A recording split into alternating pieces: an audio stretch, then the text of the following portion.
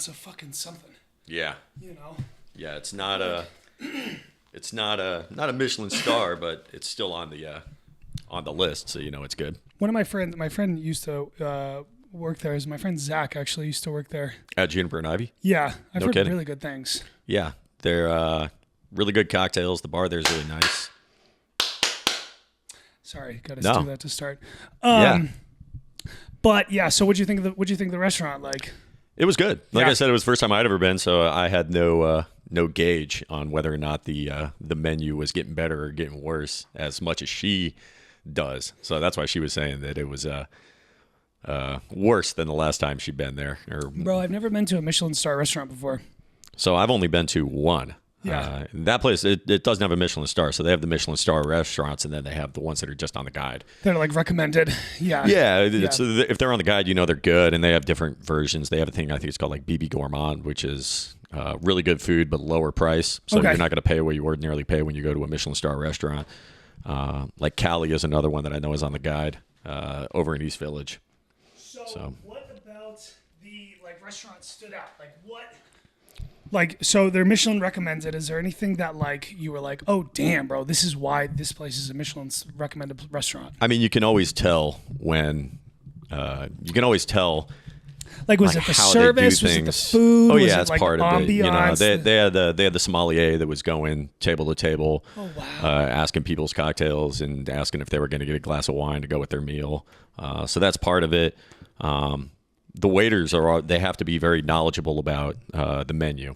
Okay. So they can make recommendations as you would imagine any server would be, but the expectation is that they're much more knowledgeable so that they can. If someone orders like a series of items that they want to have for a meal, they'll be like, don't pair that with that. I would recommend you get this meal. Okay. This yeah, it's item like knowledge of the food and pairing and stuff like that. Yeah, bro. That's like some things that I don't know, man. That's like the next level stuff. I'm not quite at that level yet, but maybe one day. Yeah. Yeah. Well, cheers, dude. Thank you for coming on. I appreciate you, dude. Yeah, man. Thank you very much. Like it was I said I watched the episode you did with Catherine not too long ago, just because that was a mutual friend of ours, and she talked about supporting the homies. Fuck yeah, dude! And that's important to me. So yeah, when you told me about your podcast idea and what you're trying to do and what the platform you're trying to establish, that was my thought. I was like, I don't want to be presumptive and assume I would be a great guy for this podcast. That was not my angle. I was like, hey, I think I got something to offer that will help you with the platform you're trying to put out. That's all it is. It's supporting the homies. That's the way. No, I appreciate that, bro. And I think that part of this whole thing that I'm trying to do is just I talk to people and they tell me about their really interesting lives. And sometimes I hear these great stories, and sometimes I hear these stories from people who are really struggle in life. Yeah. And they struggle with their mental health, and they struggle with their careers, their physical health. They struggle with I talk to a lot of bartenders. I talk to a lot of police officers and military people. Yeah. And I talk to people who, the people, a lot of your regulars are that are coming to see you in the bars are people who are blowing off steam from life. Yep. So it's cool, man. You are a Navy pilot. Indeed. And you fly the Black Hawk helicopters. Yep. Which I thought was super fucking cool, man. And I was just kind of talking to you. I talked to some of the regulars about this podcast, and I was like, I don't know, man. I think that there is, people that you talk to police officers, you talk to first responders, you talk to veterans, people who are in the military. San Diego is this massive Navy town, a lot of military presence. Yep. And I was like, it's interesting, man. It's interesting to hear stories and see how people in the military deal with the stresses of their lives and the things they've experienced and gone through. Oh, yeah. And although I can't sit here and say I've heard these crazy firsthand stories, I guess what I do a lot of is just observe people. Yeah. And I kind of see when people struggle. And I think that you can look at that in a couple ways. And I think that I thought through our conversations, I thought it would be a really cool idea to talk to you about, growth and the mental health of people who are veterans and military members. Yeah. Because I think it's really important. And I think that, we're kind of in this like polarizing times right now. It's 2025 with politically and everything that's going on in the world and stuff like that. Every day it's a new item in the news. You see that the people who are veterans and who are in the military who are struggling with PTSD, and the suicide rates are significantly higher. So I thought it would be a cool idea just to come here and have this conversation with you. Yeah. Pick your brain a little bit, just hang out, have a couple beers. Yeah. So I appreciate you, bro. Thank you. No, definitely. Thank you. So, how did you get into you're in your mid-30s? How did you become, can you kind of start me through your journey from when you first started to flying Black Hawk helicopters for the Navy? Like, I think that's really fucking cool. Yeah. So, I'm going to steal a line from my uncle that I've heard him say all the time. Like, hey, tell me the background of the story. It starts with, I'm the son of a sailor. So my old man was in the Navy as well. He actually flew helicopters to start off his career, and then he transitioned over and became, easiest way to describe it is he flew spy planes. Oh, wow. So that was really cool. So your grandfather, kind of, what era are we talking about here? So no, so my father flew helicopters during the late 80s. Okay. Actually off of the Midway when the Midway was in Japan. So lived in Japan, flew helicopters there. Then he became an instructor pilot in Pensacola, and that's actually where I was born. So my childhood was traveling. Longest we lived anywhere was 2 years. Okay. And then eventually ended up in New York, where we lived there for 3 years. Then we moved to Colorado, lived there for 4 years. And that was high school for me. So once I was in high school, and my whole life, I was exposed to naval aviation, which is what my dad did. So because of that, I always knew that was something that I was really interested in. And that's what drove me to, okay, what's the best place I can go to do that? And I was always looking, well, you need to go to college. You need to graduate from college if you have aspirations of being a Navy pilot. So that was a foregone conclusion. Everything was me preparing to eventually go to college and just which college I would go to.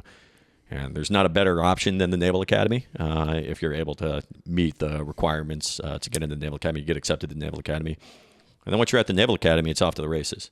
Your next goal becomes selecting for naval aviation as opposed to naval surface warfare officer or submariner. They have different options that you can pursue for a career post-graduation. And I was lucky enough to select for naval aviation, which was my goal. Then went to flight training for about 2 years in Pensacola. Came out here to San Diego to learn how to fly the H-60, the Seahawk, the navalized version of the Black Hawk. And that became my aircraft. So I did one tour out here from 2014 to 2018, and then went back to Pensacola to be an instructor pilot. It's very similar to my father, actually. Did that for a few years, and then I came back out here to San Diego, where I was a staff officer working on an admiral's staff.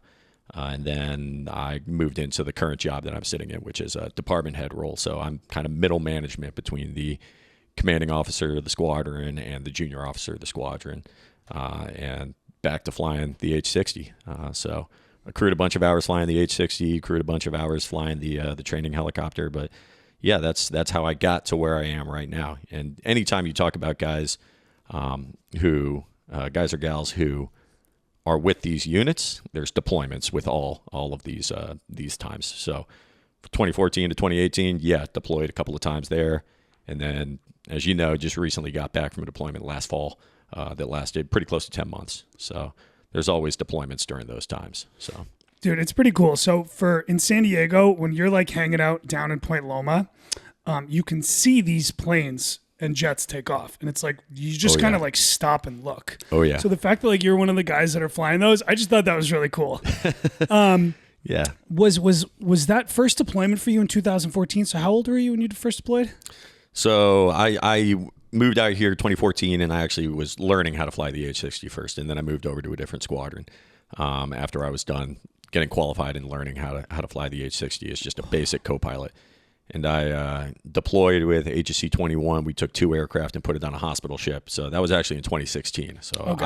I was 26 during my first deployment. So we took a hospital ship, put 2 helicopters on it, and then we went over to the Western Pacific and went to some very cool locations where we were flying, doing a lot of subject matter exchanges with some of the local countries there. So worked a lot with some of the pilots there, interacted with them, and a lot of the planners who would do things for humanitarian assistance, disaster relief, and things like that. So I'm trying to think of like what was going on in 2016 that was like had you guys going over there. Was that like, was deployment what you thought it was going to be like? Was it more challenging? Was it like kind of, how did that go? Yeah, each deployment kind of has its own flavor to it. So the squadron I was with at the time, they would deploy helicopters on amphibious assault ships. That was kind of the normal thing. They look like aircraft carriers, but they're not aircraft carriers, and they're really troop carriers. That's a normal one. Those are the guys that do, no kidding, combat missions. What I did, since it was on a hospital ship, it was for a very specific deployment called Pacific Partnership that they still do as a mission every year, but they use different ships for it and everything like that. So ours was very specific, and we knew what it was going to be when we were going into the deployment, and we knew it wasn't going to be combat oriented. Okay, got you. So we knew we were just going to be going to the Western Pacific, and we knew exactly what ports we were going to go to and what we were going to be doing in each one of those ports. And it was a lot of logistics flying, where I was just flying people in and around those locations. Yeah. But yeah, we were poised and postured to respond to anything that would have happened then. One of the places we pulled into was in Indonesia, and it was they were affected by the tsunami back in the late, I don't know the exact year, but back in the late 2000s. I want to say it was closer to 2006. We were about 10 years removed when we were out there, and you could still see all the ruins and the destruction that was out there. So when we interacted with the local Indonesians there, the whole idea was, hey, we want to know how you guys has responded in 2006. Yeah. And if this sort of thing would happen next week, how would you respond, and how could we work with the Indonesian government and the Indonesian military in order to best provide support for them? Bro, that probably, like, going over there probably gave you like such a different perspective seeing all that stuff, I would imagine. Oh yeah. Than like, growing up in New York or Colorado or here in San Diego. Like some of these other countries, I haven't done too much traveling. But just even going to Mexico and Tijuana across the border to where we live here in San Diego gives you just like seeing how it's like a light switch. You go across the border and you're like, dude, I'm in another country. Seriously. Everything is different. And, yeah. and I don't mean that in a disrespectful way. I just mean that in a way of like, some of the poverty and homeless and the lack of opportunity that people have. Oh yeah. And especially when you're over there and you're seeing the ruins from the natural disaster. I mean, I think that like one thing that I have realized as I've gotten older and sort of traveled around at least America. I grew up in Massachusetts. I've lived in New Hampshire, Vermont, New Jersey, New York City, and Southern California. And I've worked in bars in every one of those states. Yeah. So I've just talked to so many different people, and you see like perspectives of people who have completely different lives than you. And I think that like, one thing I've like, you get a sense of like gratitude for the things that a lot of us as Americans, and, just like, I would argue that I'm like a hardworking dude who has a lot going for himself and stuff like that. But like, not everybody does, dude. No. And I think that like, it's given me a lot of perspective just working in bars about like the challenges of that people go through in life just from talking to people. And I can only imagine that like that you guys kind of experience that too. Oh yeah. Like, do you feel like that at all? Like that, like sometimes in America, like a lot of us, do you think that we take things for granted as either civilians or like, do you experience that at all? Like, do you get that feel? I do. And I think that, yeah, we I don't know if we take things for granted. I think anybody who travels, whether it be military guys who travel a lot for these deployments and they go to countries and locations, it's one of the big draws for the military. It's why a lot of people join the military, to travel. That's a huge perk of it. So, yeah, we go out to these other countries, and you immediately know that you're not in America, and they gain an appreciation for it when you are in these other countries. And it's just because you're talking to people, and that's when you have the light switch in your head of, I am not talking to an American. When you travel around America and you see different parts of America, New England, wildly different than Southern California in terms of just the personalities of the people that you meet. 100%. But those foreign countries, it's even further, where it's like, okay, you're Australian, which means you are bringing a completely different So like there's things that you would talk about to other Americans that are just kind of just common know. causal Yeah, knowledge. yeah. And I have to kind of stop and be like, oh, wait a minute, you don't follow college football. That's not a given in assumption. Yeah.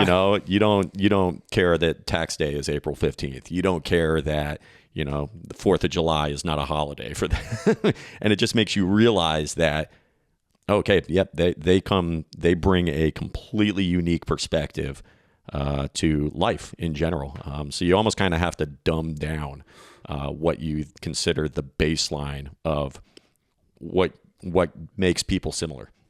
And what I mean by that, you dumb down the baseline of it. It's here in America, there's a baseline about like, the quote unquote average American, and that makes them relatable. And you go, okay, well, how do I relate with someone who is not an American? That is just an average person. Interesting. Yeah.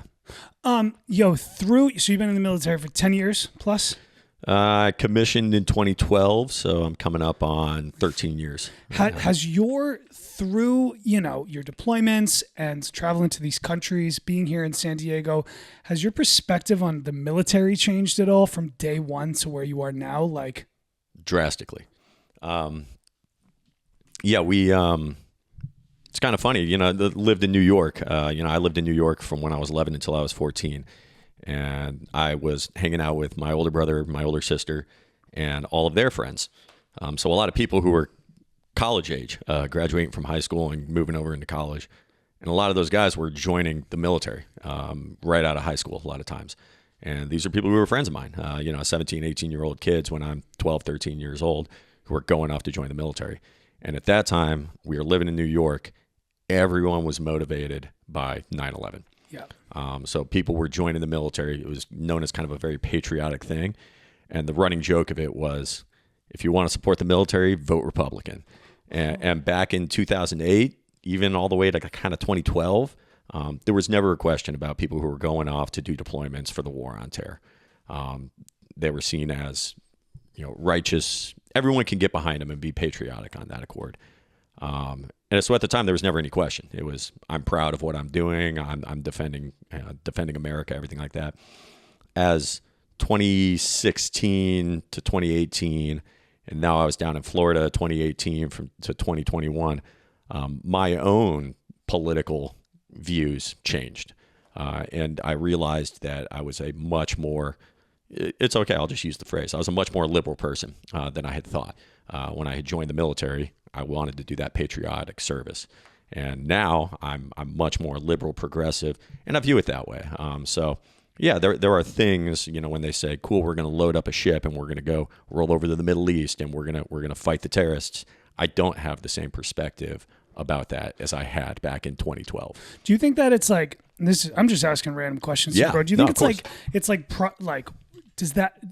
they drive that narrative? And look, I'm a bartender, man. The number one thing is like we say, like, no politics at the bar. I don't really care if people are conservative or liberals, but like it is. I do think about those things, man. I'm going to show you this real quick. I was walking in OB at this little thrift store, and I found this book which I have up here. It's about like propaganda and the history of how our country has used propaganda to get people to fight wars. Hold on, where the fuck is this little book? Take a little pause. Cause unknown is no, that's something different. It's right here. Okay. This is a cool little book, man. I bought it for like $13. Yeah. Posters of World War II, man.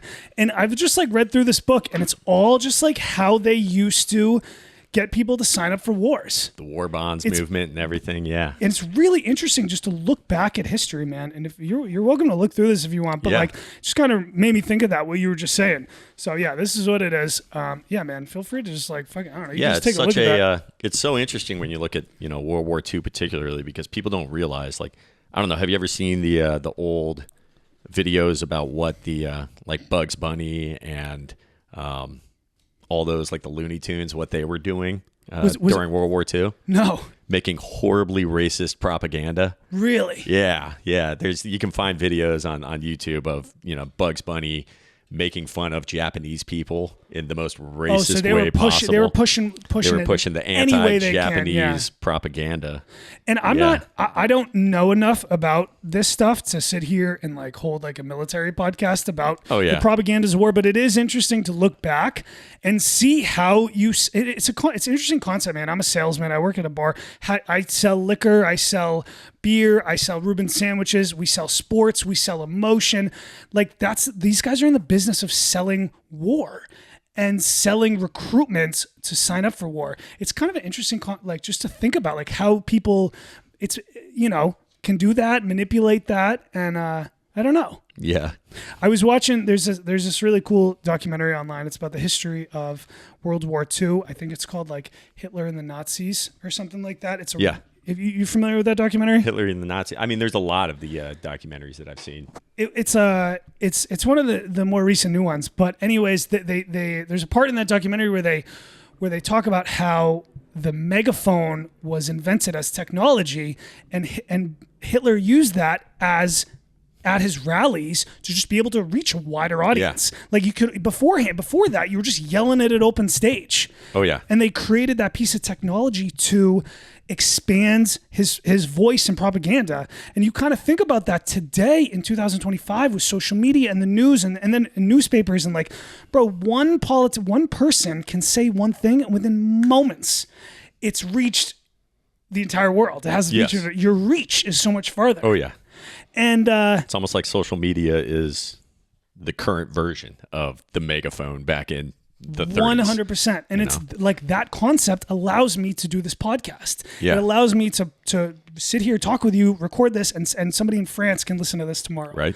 And it's just like, that was just kind of made me think about that. Like what you were just talking about, how your views have changed because of, like, what do you think it was that made your views change over the years of being in the military? Is there anything specific? So part of it that I discovered is my going in assumption. The joke was, if you want to support the military, you vote Republican. So during the late 2000s and the early 2010s, when the war on terror was going on and people were just rotating over to Afghanistan and rotating over to Iraq, the assumption was that it was a bunch of farm boys from middle America who were right-winged Republicans who loved going out and shooting guns. And that was the assumption, is that like, okay, you find a Marine platoon, 90% are those farm boys who just love shooting guns and want to go out and fight and do infantry things in a war. And I came to discover that is not the case at all. What's cool is people ask like, oh, what are average people in the military like? One thing that I think the United States military does very well is it's a perfect reflection of America. So if you look at what America is, I know it's not this number specifically, but let's just say it's 50%, Democrats, 50% Republicans. That's what you get in the military. So it's not what everyone thinks it is of farm boys who like shooting guns right. and everything like that. It was a kind of even mix. I didn't shoot guns. That wasn't a thing. With my family being from the Pacific Northwest and living in New York, people don't have gun safes in those locations. So we just never had them.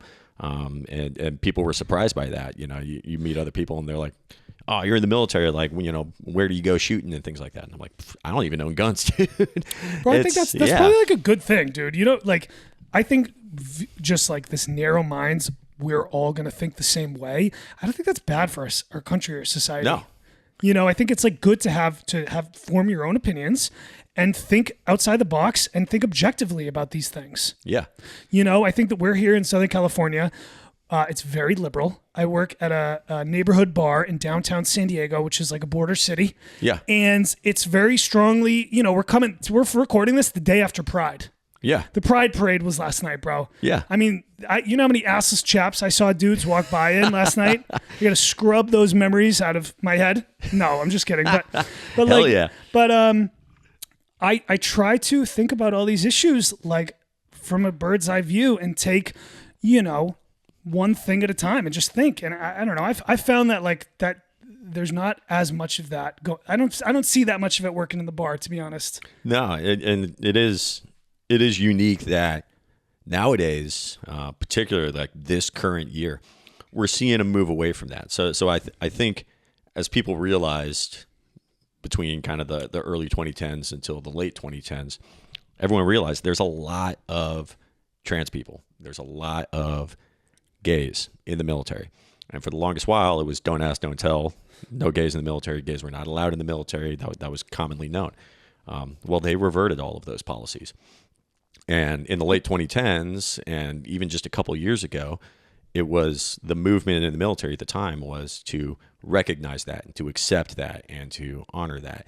And then that's where kind of the DEI push came from, where it was hey, this is a person who is more than qualified to hold a job, and they just so happen to be a woman, or they just so happen to be a person of color. And when they zoom out, they realize, oh, this is the first time that a person of color, or this is the first time that a woman, or it's the first time that a trans person held this job. Yeah. And that's something that's cool. Oh, we've swung the other way now recently in the last year, where we don't recognize that anymore. We don't honor it. Oh, really? You feel that? Oh, yeah. We see that a lot. There are people being removed from positions because the current administration's thought is the only reason they were given that job in the first place was because they were a person of color, a person, a female, or a trans person. So we want to remove that and go back to we only care about the best person getting the job. So there's goodness in that. I understand the mentality behind it, but you can put a spin on it and say, oh no, we're just removing. We've gone back to being anti-gay, anti-trans. Do you see that people are actually being removed from those positions where they had been put into place, or is it that there's moving forward? We are going to the best and most talented get those positions. People get removed. Oh, wow. Interesting. And yeah, I kind of told you, at some point I'll have to give the disclaimer, this is Ned Davis talking, not. Yeah, bro. I do not, I'm not a voice, especially during this podcast. I'm not a voice that is the official perspective or the official view of the Navy or the military writ large.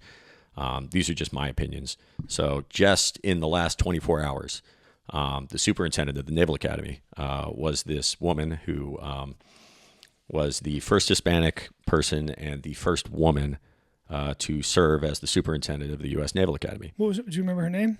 So her name was, Vice Admiral Yvette Davids. And she was the first female superintendent of the U.S. Naval Academy. And she has been moved to become one of the deputy chiefs of naval operations. So you can look at it and say, okay, yeah, we're not firing her from being superintendent of the Naval Academy. We're just reassigning her to a different position. Another way to spin it is, no, we're removing a woman and the first Hispanic superintendent of the Naval Academy, because that's the only reason she got that job in the first place is because she was a woman and Hispanic, and it had nothing to do with her being the best person for the job in the first place. So the two ways to frame it. Damn, I didn't know. Yeah, that. you could either frame it as, no, we're just reassigning her. It has nothing to do with her being a woman or her being a person of color. The other way to view it is it has everything to do with that's why the reason that she's being removed. So I'm not going to presume it was one and not the other, but it happened. And there are going to be people who frame it that way, who are going to say this happened because she's a woman. And they wanted to revert from that. And the person that they are getting to take over as the superintendent of the Naval Academy is a male. It's actually one of the first, I do believe he's actually the first one. He's the first Marine Corps general. So a lieutenant general who's going to take over and serve as the superintendent of the Naval Academy. So cool, great. He's a fantastic officer. But like I said, did we need to remove a woman in order to bring him over? I think both are probably going to do. Admiral Davids did a great job. This next guy's going to do a fantastic job too, because he's absolutely qualified to do the job, and I think he's going to do great things there. But yeah, did she get removed because she's a woman? Tough to say, but perception is everything, and if that's the way it's perceived, then that's you have to honor that and respect that. You have to think, yes, that is definitely a way you could perceive it. So, all right, I have a question for you, man. Like, I guess it kind of relates to this. Having said that, and having people, it seems to be there's like a change in the way people are getting elected and all those things. Let's say you are, whether you are a man or a woman or a person of color or gay or trans, and you are entering the military today, just a blank slate. Yeah. Like, what is there, what would you tell, is there like a couple things you would tell those people? You got an 18-year-old kid today. What is some advice that you would give to those kids? Be yourself. If you want to join the Navy, if you want to join the military, you have your reasons. And those reasons are good, whatever those reasons are. So that's always what I ask people when I hear that they're getting ready to join the Navy, or by virtue of being a guy who went to the Naval Academy, graduated from the Naval Academy, I have family members and friends who say like, hey, my friend's nephew is getting ready to go to the Naval Academy. So I'll always ask them, I'm like, why do you want to go to the Naval Academy? And they have a reason. It's always thought out. They have a reason for joining. And I look at them and I say, always keep that in mind and do that. You should never want to join the Navy or join the military in general to be the first person to do anything. Just join for the reasons and then be yourself. I serve with guys who, just as you said, pilots who are alongside me who are gay, who are women, people of color. Like I said, the military is a reflection of America. So of course you have those people in the military. I don't look at them that way. They're not. Oh, that's my gay friend who's flying helicopters. No, that is he's my buddy who's a helicopter pilot. Of course. And as long as he is good at being a helicopter pilot, it doesn't matter that he's gay, straight. So that's always the way I say it. Is I say, be yourself. Don't be unabashed. You don't have to hide anything about who you are as a person. Be proud of the person you are, and just be good at the job. Because once you join the military, that's what matters, is doing your job. Yeah. And I could care less about all the other white noise. But on that, I want to learn about them, and that's a beautiful thing about the military. It's like, okay, well, what is it like I always ask that question, like, what have you experienced being a gay man in the Navy?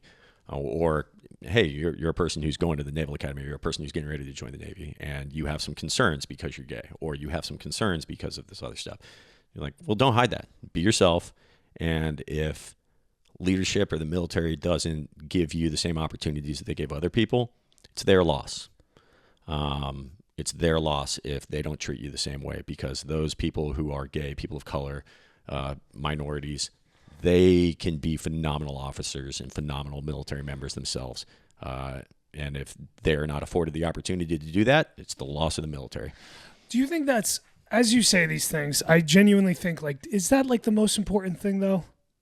Like, what's that? What do you mean? Like, I don't know. I think that, like, I don't know. I think like focusing too much on that stuff, I think we should have acceptance and be yourself. I think those are all true things. Yeah. I think like the most important thing is like the job and like being qualified for the job. 100%. Whether you're a bartender or you're in the Navy, it's like, I agree with you on all those things. Like, I'm like, it starts with being like, I'm talking about if we're bartending together, like, can you fucking do this? And then it's like, you know, I don't know. I think I feel like there's a little bit of too much focus on that stuff from my perspective. Guess what? You know, if you're a bartender, one of the things I know you guys have to do behind the scenes, you got to be able to change out kegs, which means you got to lift that, right? That's what I'm saying, so bro. do that. Yeah. So, you know, if you want to be a female bartender and you come over and you can't friggin' lift a keg, that's what I'm saying. You're not carrying your weight. So that's what I'll put it this way. Like, when I was an instructor pilot, occasionally we would have some students who did not meet the standard, and we would have to fail them on some of their graded flight events. And let's say I had a female student who didn't do well on a flight, and she said, "Oh, the only reason that you failed me on this flight has everything to do with the fact that I was a woman. If it was a man, you wouldn't have failed me on this flight." To which I would immediately respond and go, has nothing to do with it. It has everything to do with the fact that you didn't fly well today. Yeah, dude. Don't accuse me of being sexist because I failed you on a flight event. Yeah, I'm sure. Remove the ambiguity and just do better next time. Like, and you don't have to worry about being a woman or being a man. Just meet the standard. Meet the standard. Yeah. I don't know. So we had. I mean, I'm going against what you're saying right now, but that's okay. We just had the LA fires.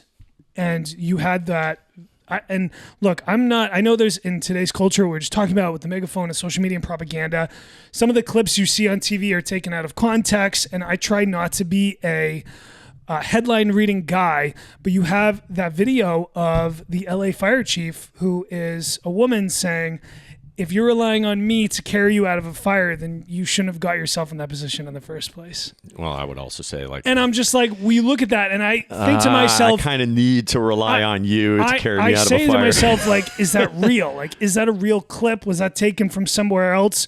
Or is that really the thought of how our governments and these groups, these police, fire, military, like, I don't know. And when I see stuff like that, I lean the other way. Oh, yeah. And I'm just like, that's an absurd fucking thing to think. That's an absurd way to think about this job. I agree. And I'll put it this way. Like, you know, I talked about my first deployment when I was on a hospital ship and we knew full and well we weren't going into combat. It doesn't mean that I didn't have other deployments where we needed to be ready to go into combat. And we train to it every day, which means there's going an assumption. I'm a helicopter pilot and our primary mission, we do personnel recovery, combat search and rescue, and search and rescue. Yeah, I need people who can fucking do the job. Dude, you know. And God forbid my helicopter gets shot down behind enemy lines. Someone is going to have to recover me. Someone's going to have to rescue me. Yeah, I don't want us to lower the standards because I want the person who is going to have to save my ass is good enough to do it and is strong enough to do it and is capable of doing it.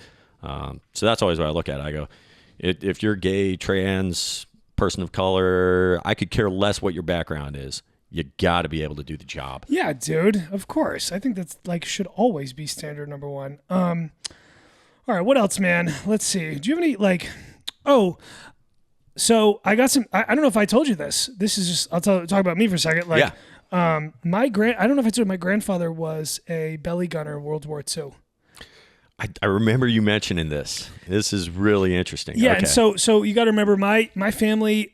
He was Irish. Yeah, and so it's World War II, and I don't have that much information about what his experience was like. Because he had, so it's my family owned my great grandfather, so my grandfather's father owned a liquor store in Lowell, Mass. Okay. In the early 1900s, bro. This is a fucking spittoon from that store. It's kind of cool. E.A. McQuade Liquors, wholesale, Lowell, Mass. It's really cool. I found this online. I bought it. But what happened is Prohibition happened. And my family moved into retail clothing stores. And my grandfather at the time, he went into World War II, into the Army Air Force, because I don't think there was an Air Force at the time. Yeah, it was the precursor to the Air Force, the Army Air Corps. And he... part of the Army at the time. His position was belly gunner, and I think he was flying B-17 Flying Fortress. No kidding. Which is like, yeah, those like old school fucking planes. And from what my family told me is like that position was like the survival rate of those guys were incredibly low. Oh yeah. And if you Google those planes, man, it's like you get put into this tiny little ball and you sit there, and for some of those flights were like 14 to 16 hours in freezing fucking temperatures. Yep. With no communication or no like anything. And like it was a brutal fucking job. Oh yeah. And it kind of just gives me like perspective to think about that, like to see like what like that was his job. Yeah. And it like, you know, he did that. He was under deployment for World War II. I don't know specifically when. I don't have the dates. But I do think about that sometimes. I mean, if he was a ball turret gunner in a B-17 during World War II, and he survived. Yeah.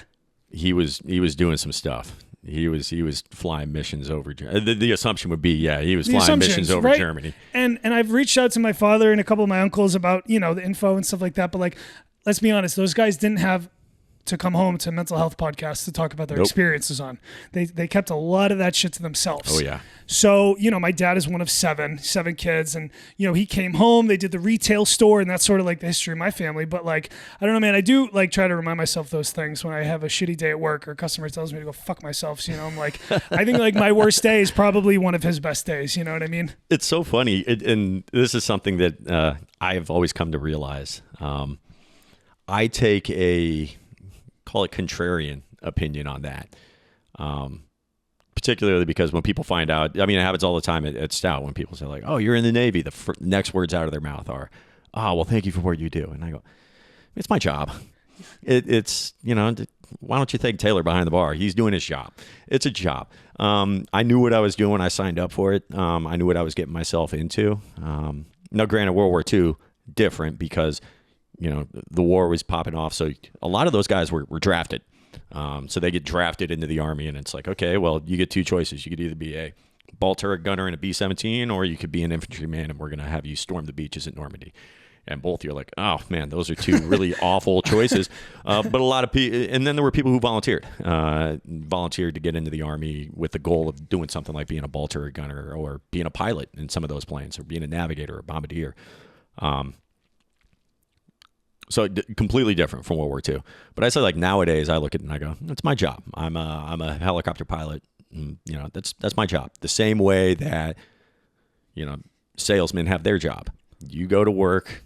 That's your job. It's, you guys always ask me, they were like, how was work today? And I go, it was work. I showed up to the office at 8:00 in the morning, and maybe I go fly a helicopter. Maybe I don't. But if I'm not flying a helicopter, I'm just hanging out. And I don't want to say there's nothing there's nothing overly like honorable about it. But to a degree, I'm like, it's just my job. I do my job. Do you think that there are guys who are in combat who can get like addicted to the chaos, addicted to being deployed, addicted to war, that like,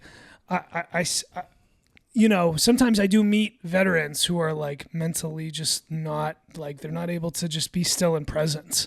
Oh yeah. And like, do you experience people, do you have friends like that? Do you see that at all? Is that a concerning thing? In my line of work, not really, because our squadrons are pretty rigid. You know when you're going to deploy and things like that. If I come home from a deployment, I can't do what a lot of the Army personnel can do and what a lot of the Marines can do, which they can say, hey, I just got back from deployment. When's the soonest you can ship me out again because I want to get back in the country and do the fighting? Yeah. I don't have that option. So I can't come back and look at my boss and say, hey, man, I want to deploy.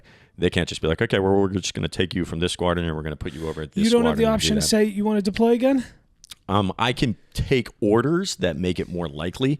Okay. So, for instance, when I was working on the Admiral staff, and I had found out that I was going to receive orders to be a department head, they asked, which squadron do you want to go to? And I told them, I said, I want to stay local in San Diego, and I would much rather go to a carrier-based squadron because I had not experienced that in my time. Those two things, I knew they were going to send me to the helicopter unit that I got sent to, HSC-8. I knew if I volunteered to stay in San Diego and told them that I wanted to go to a carrier-based squadron, I knew right away they were looking at the list and they said, HSC-8 is deploying next, so you're going to HSC-8. There are a lot of people who will actually say, I want to go to this squadron because I know that squadron's not deploying in a while. Okay. So I knew full and well they were going to send me to a squadron that was going to deploy soon. So I took that on and did it. But when I came home from that deployment, I didn't want to turn around and redeploy immediately, but it wouldn't have been an option for me.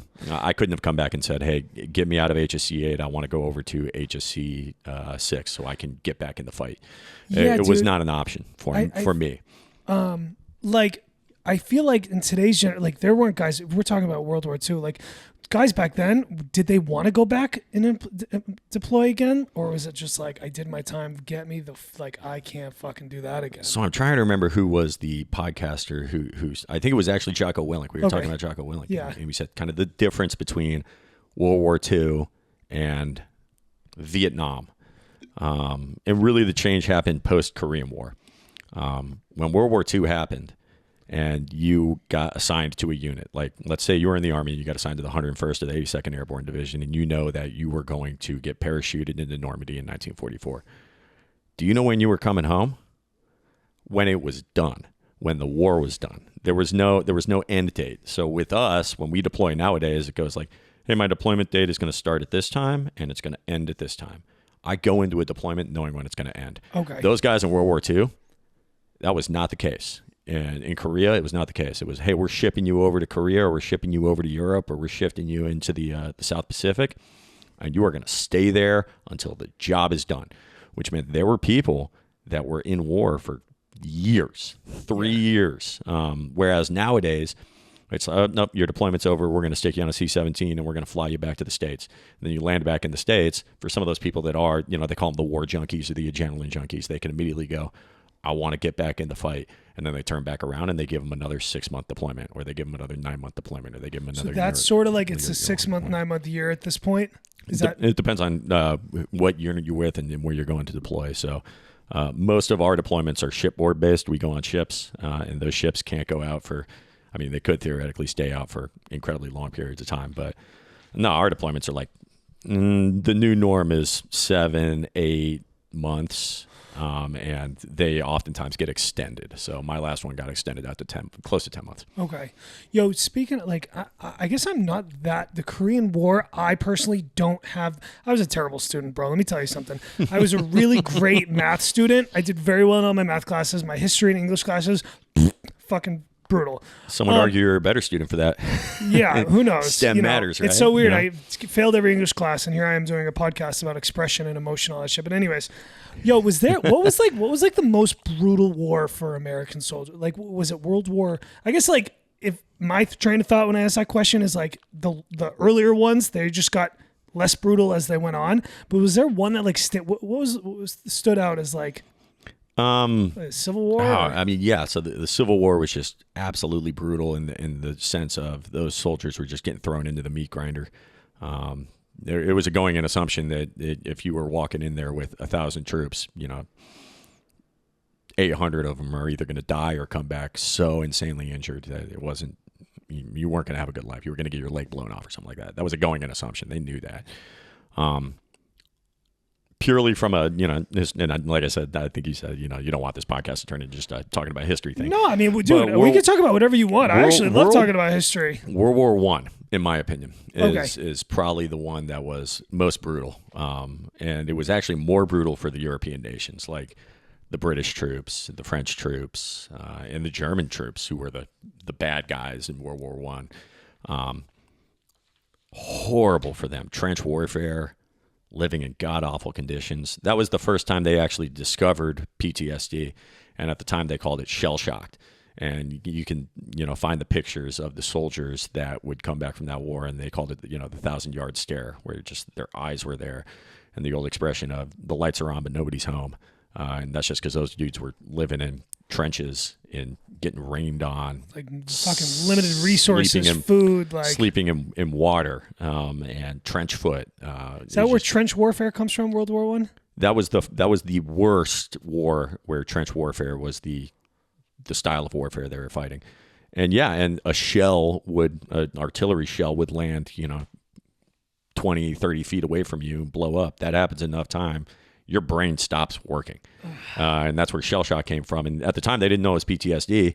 And now that we've been able to identify PTSD, we go back and we look at it and we go, oh, yeah, those guys definitely had PTSD. That's what it was. What we called shell shocked was PTSD. Bro, we can talk about whatever you want to talk about this podcast. This podcast is for you. Oh, yeah. I love the history stuff. I know.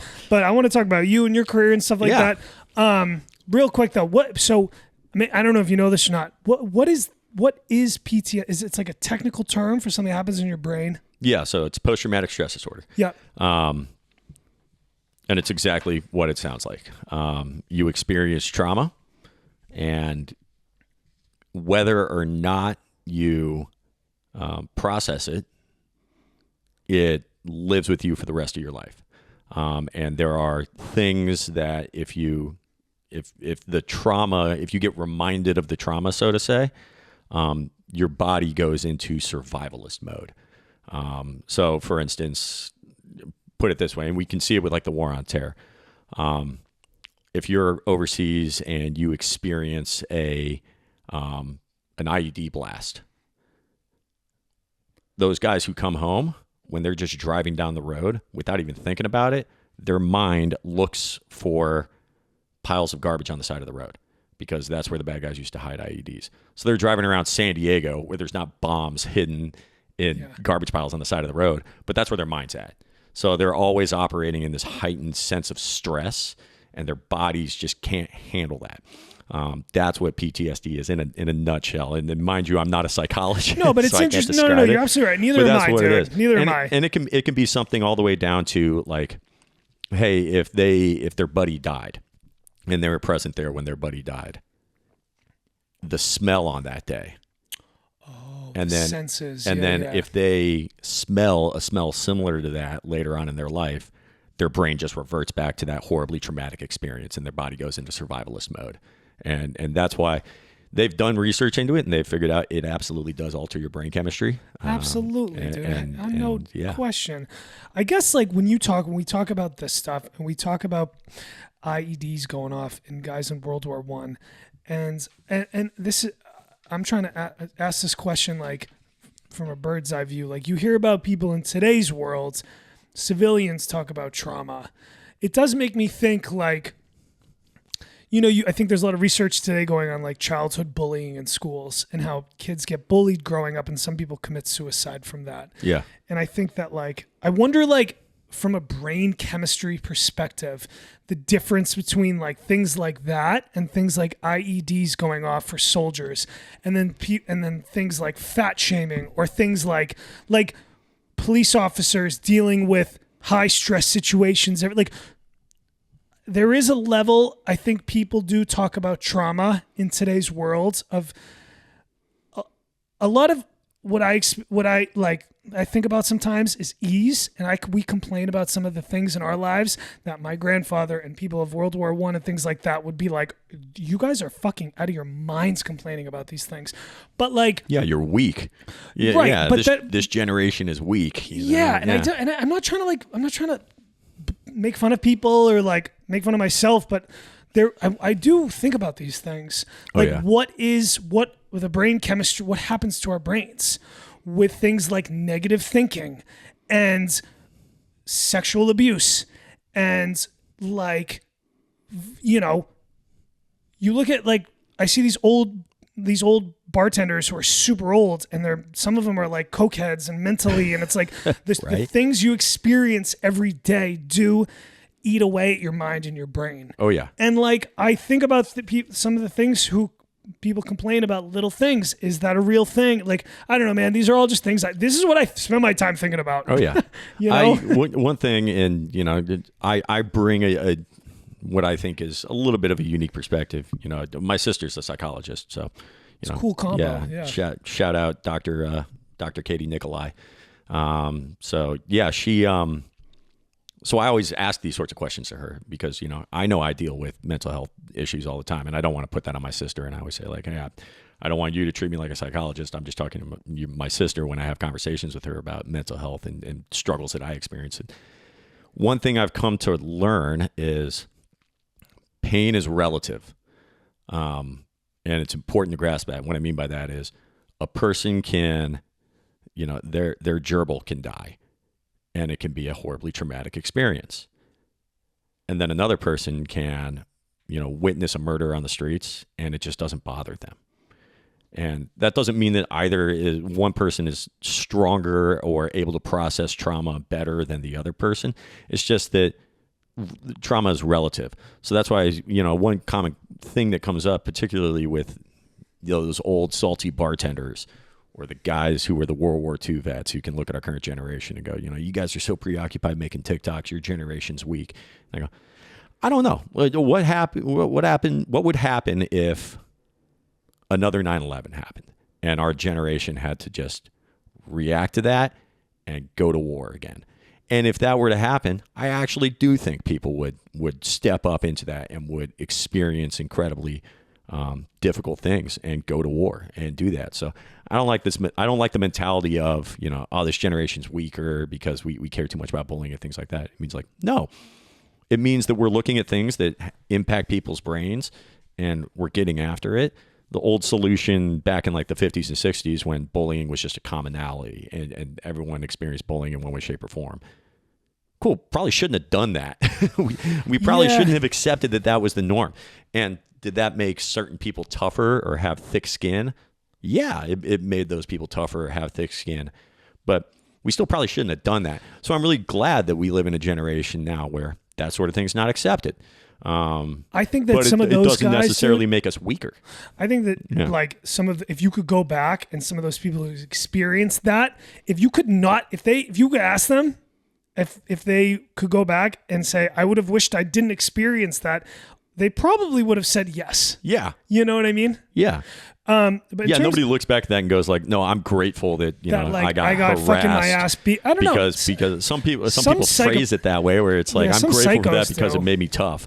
You see like Sean Strickland, the UFC fighter, talk about that. Yeah, thank God I got beat up in middle school because that's where I decided I was going to become a fighter and all that. It goes like, the whole TikTok thing and social, like, I'll say this, like the last generation did stick these cell phones in our hands. Oh yeah. And the psychology and the science that's coming out to what this does. And you look at talk about veterans and the suicide rate, how high that is. But look at the suicide rate that came out after the smartphones were invented. I mean, with kids. Constantly being connected. It's just, you know what it is, dude? It's seeing beautiful people in these glamorous, not real lifestyles that people promote on Instagram that says like, you're not good enough. It's like that thing from Average Joe's Gyms, we're better than you and we know it. And we know it. It's and so I think that it can be looked at as like softer, but it's also like the last generation didn't deal with that. Yeah. And like you look at kids, I work at a restaurant. Do you know how many parents come in and with their little kids and they just hand them an iPad and do the little the games and like what's that's doing to our memory, our brains and stuff like that? It's awful. I can't stand seeing it. I'm not a parent. I'll admit that, but that's it's changing the way that society thinks. When when I see those people walk into Stout and they do just that, where it's like, I don't want to deal with my kid. I'm going to stick you in the corner and here's an iPad. And I'm like, it's lazy parenting. And I go, first off, what are you doing bringing your kid over to Stout Public House if that's what you're going to do? Stick them in a corner and feed them an iPad. We're definitely a family restaurant. We definitely like kids. No, yeah. But I think that I don't know. Yeah, it is an interesting thing that okay, I'll say this. I watched this. There's a documentary on Netflix. It's called Human Play. The Netflix show is called Human Play. And in that, they show children in these foreign Asian countries fucking training with immense discipline and immense physical structure, Muay Thai, karate, physical combat things from early ages. I mean, they show videos and they zoom out on a drone of thousands of kids, discipline, training, practicing. And then you look at kids in America who are going to places like McDonald's, big, slamming Big Macs, Dunkin' Donuts, looking at little iPhones at restaurants.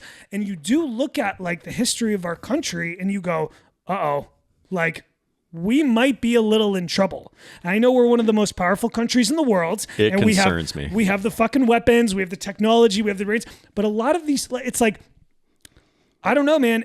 There is this thing in America where it's like other countries are starting to fucking get a little edge on us. So I don't know if you have any thought on that, but no, it concerns me. And the other countries are people train in particularly with the fighting, like the Muay Thai guys in Thailand, where there's a backstory to the Muay Thai fighters in Thailand and the kids. And it's actually really tragic. They start training Muay Thai fighters in Thailand at very young ages. I fucking love it, bro. I'm talking 6, 7, 8 years old. I love it. And the reason they do that is they have professional fights that bring in money for the families when those kids are 12, 13, 14 years old.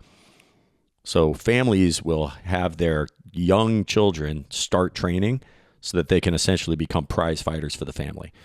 That's a whole different culture and country in America. It's crazy to think about. And the reason I say it's tragic is, now you got these 14, 15, 16-year-old kids who have hundreds of fights and hundreds of kicks to the head and a lot of damage to the brain. And you're seeing these guys who have Parkinson's disease when they're 20 years old.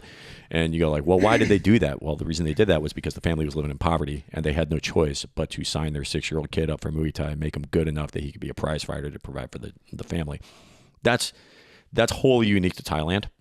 But you see that in other countries and other sports and competitions. I remember when I was training in taekwondo, my coach would bring in this, this happened several times. It wasn't one single coach, but she would say hey, we have this training opportunity. We're going to go train with this Korean coach, and he's bringing his Korean fighters over, and we're going to go train with them.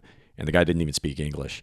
And if somebody screwed something up, the coach would just the Korean coach would just grunt at them, and they would come running over, and they would stand at attention in front of the coach, and the coach would take a kendo stick, that kind of wooden, the wooden sword that they use for kendo. And all those Korean coaches, they would just carry around kendo sticks. There was a thing. The kid would just run over, stand at attention. He would just whack him in the shin. And then the kid would turn around and get back in line. And that was basically his way of saying, like, you screwed that up. Don't screw it up again, because there's pain associated with it. Come over here and I'm going to whack you in the shin if you screw it up again. And they would even do it to us, where I'm the white guy. I don't speak Korean. And the coach would grunt, and you were just like, oh, no, I messed this up. And they would run over, and you would stand there, and you whack you in the shin, and you're like, oh, that really hurt, but I'm just going to get back in line. And what do you learn? You learn not to screw it up. It's kind of one of those, you learn through that. That's definitely like an old school American, what my father and grandfather went through and stuff like that. And there's all this science today that shows that doesn't work. Yeah. But it, like, there is a point. But I don't know, because I would look back and be like, the point was made. Seriously? The point got across. Well, my high school football coach was like a fucking Marine veteran and stuff like that. He would chew us the fuck out. And it's like, I think that you got to find a balance between going all the way far left and like comfort and it's okay, and then like beating the shit out of kids for messing up in taekwondo practice. You know what I mean? And I don't have the answers to that, but like you do. I don't know, man. You grew up like pretty hardcore practicing taekwondo, huh? Yeah. So we can talk about that a little bit now. It was part of my a big thing was, because we moved so frequently when I was a kid growing up.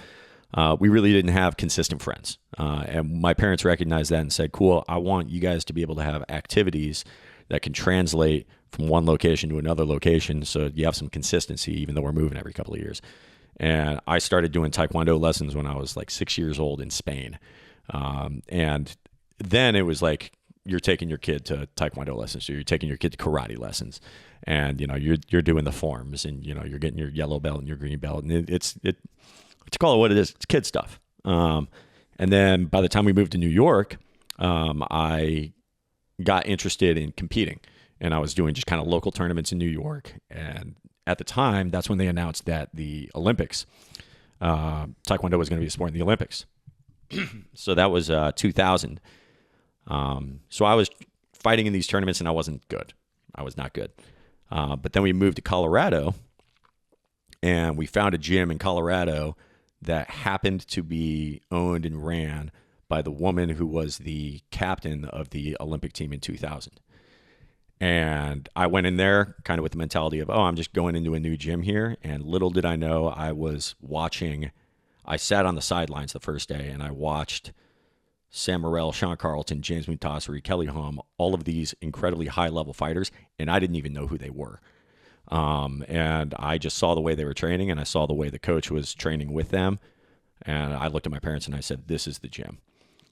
So we signed up, and I didn't know it at the time, but I kind of got jumped into the team.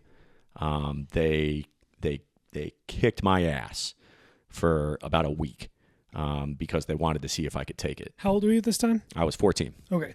So grown men and grown women were just beating the crap out of me, because they wanted to see how I would respond. If I would have responded and said, this is stupid, I don't want to get hurt, and I ran out the door, then they would have said, cool, you're not at the level where you need to be on our team. But by virtue of the fact of every time I got kicked hard and it hurt, I turned around and said, I'm going to respond by kicking you harder. That was the mentality that they wanted to see. So I did that. So made the team, and then my coach at the time pulled me aside and said, you got the goods. You got the mental attitude to have that mentality of, if you kick me, I'm going to kick you harder. I'm not going to quit. And then she also just knew that I had a body style that was very good for the sport of taekwondo. I was tall and I was skinny. Perfect body style for taekwondo. So she saw me and said, cool, you're 14 years old. 2008 Olympics are in 4 years. That's the goal. But if you want to do that, I need your 100% commitment right now. So I started training more and more and more and more, and then got to the point where it was my entire life.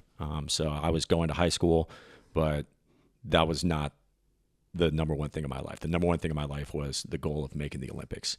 And I was traveling the country, going to national championships, U.S. Open, big tournaments where I was fighting against the best fighters in the country.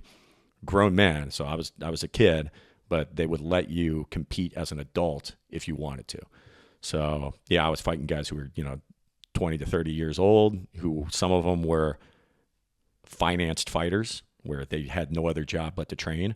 And I was going up against these guys. So just for Taekwondo, can you describe that sport? Yeah. So it's Korean martial art. And that's why, like I said, when I was doing the kid stuff, so to say, when I was doing the art side, that was the martial art. When my coach pulled me aside when I was 14 and said, you can make the Olympics in 2008, what she really meant was, you're no longer a martial artist, you're an athlete. So you're only going to focus on the sports side of it. And the sport itself is you wear chest protectors, you wear shin protectors, arm protectors. Nowadays they have foot padding and gloves. Back then I used to actually just tape pads to my feet using athletic tape. And you're wearing a helmet, and then you got the uniform underneath all that protective equipment. And you get in the ring. Used to be a square ring when I fought. Now it's an octagon. Wonder where they got that idea from. Doesn't have the fence like UFC has, but it's just an octagon ring now. It's the only rule that they put in because they didn't want it to turn into kickboxing. Right. Was you can't punch to the face. Okay, you can kick in the face. You can kick to the head. I think I've seen some videos of dudes getting knocked the fuck out. Oh yeah. And what I was trying to show you the other night, like the one thing that Taekwondo, it's always funny. There's all these UFC fighters and MMA fighters who try to kind of discredit the sport of Taekwondo because they say it's not really practical for street fighting or UFC. And I go, yeah, you're absolutely right, because there are rules and you just have to get good in the rules. But one thing we do in the sport of Taekwondo that nobody else does is we kick incredibly hard.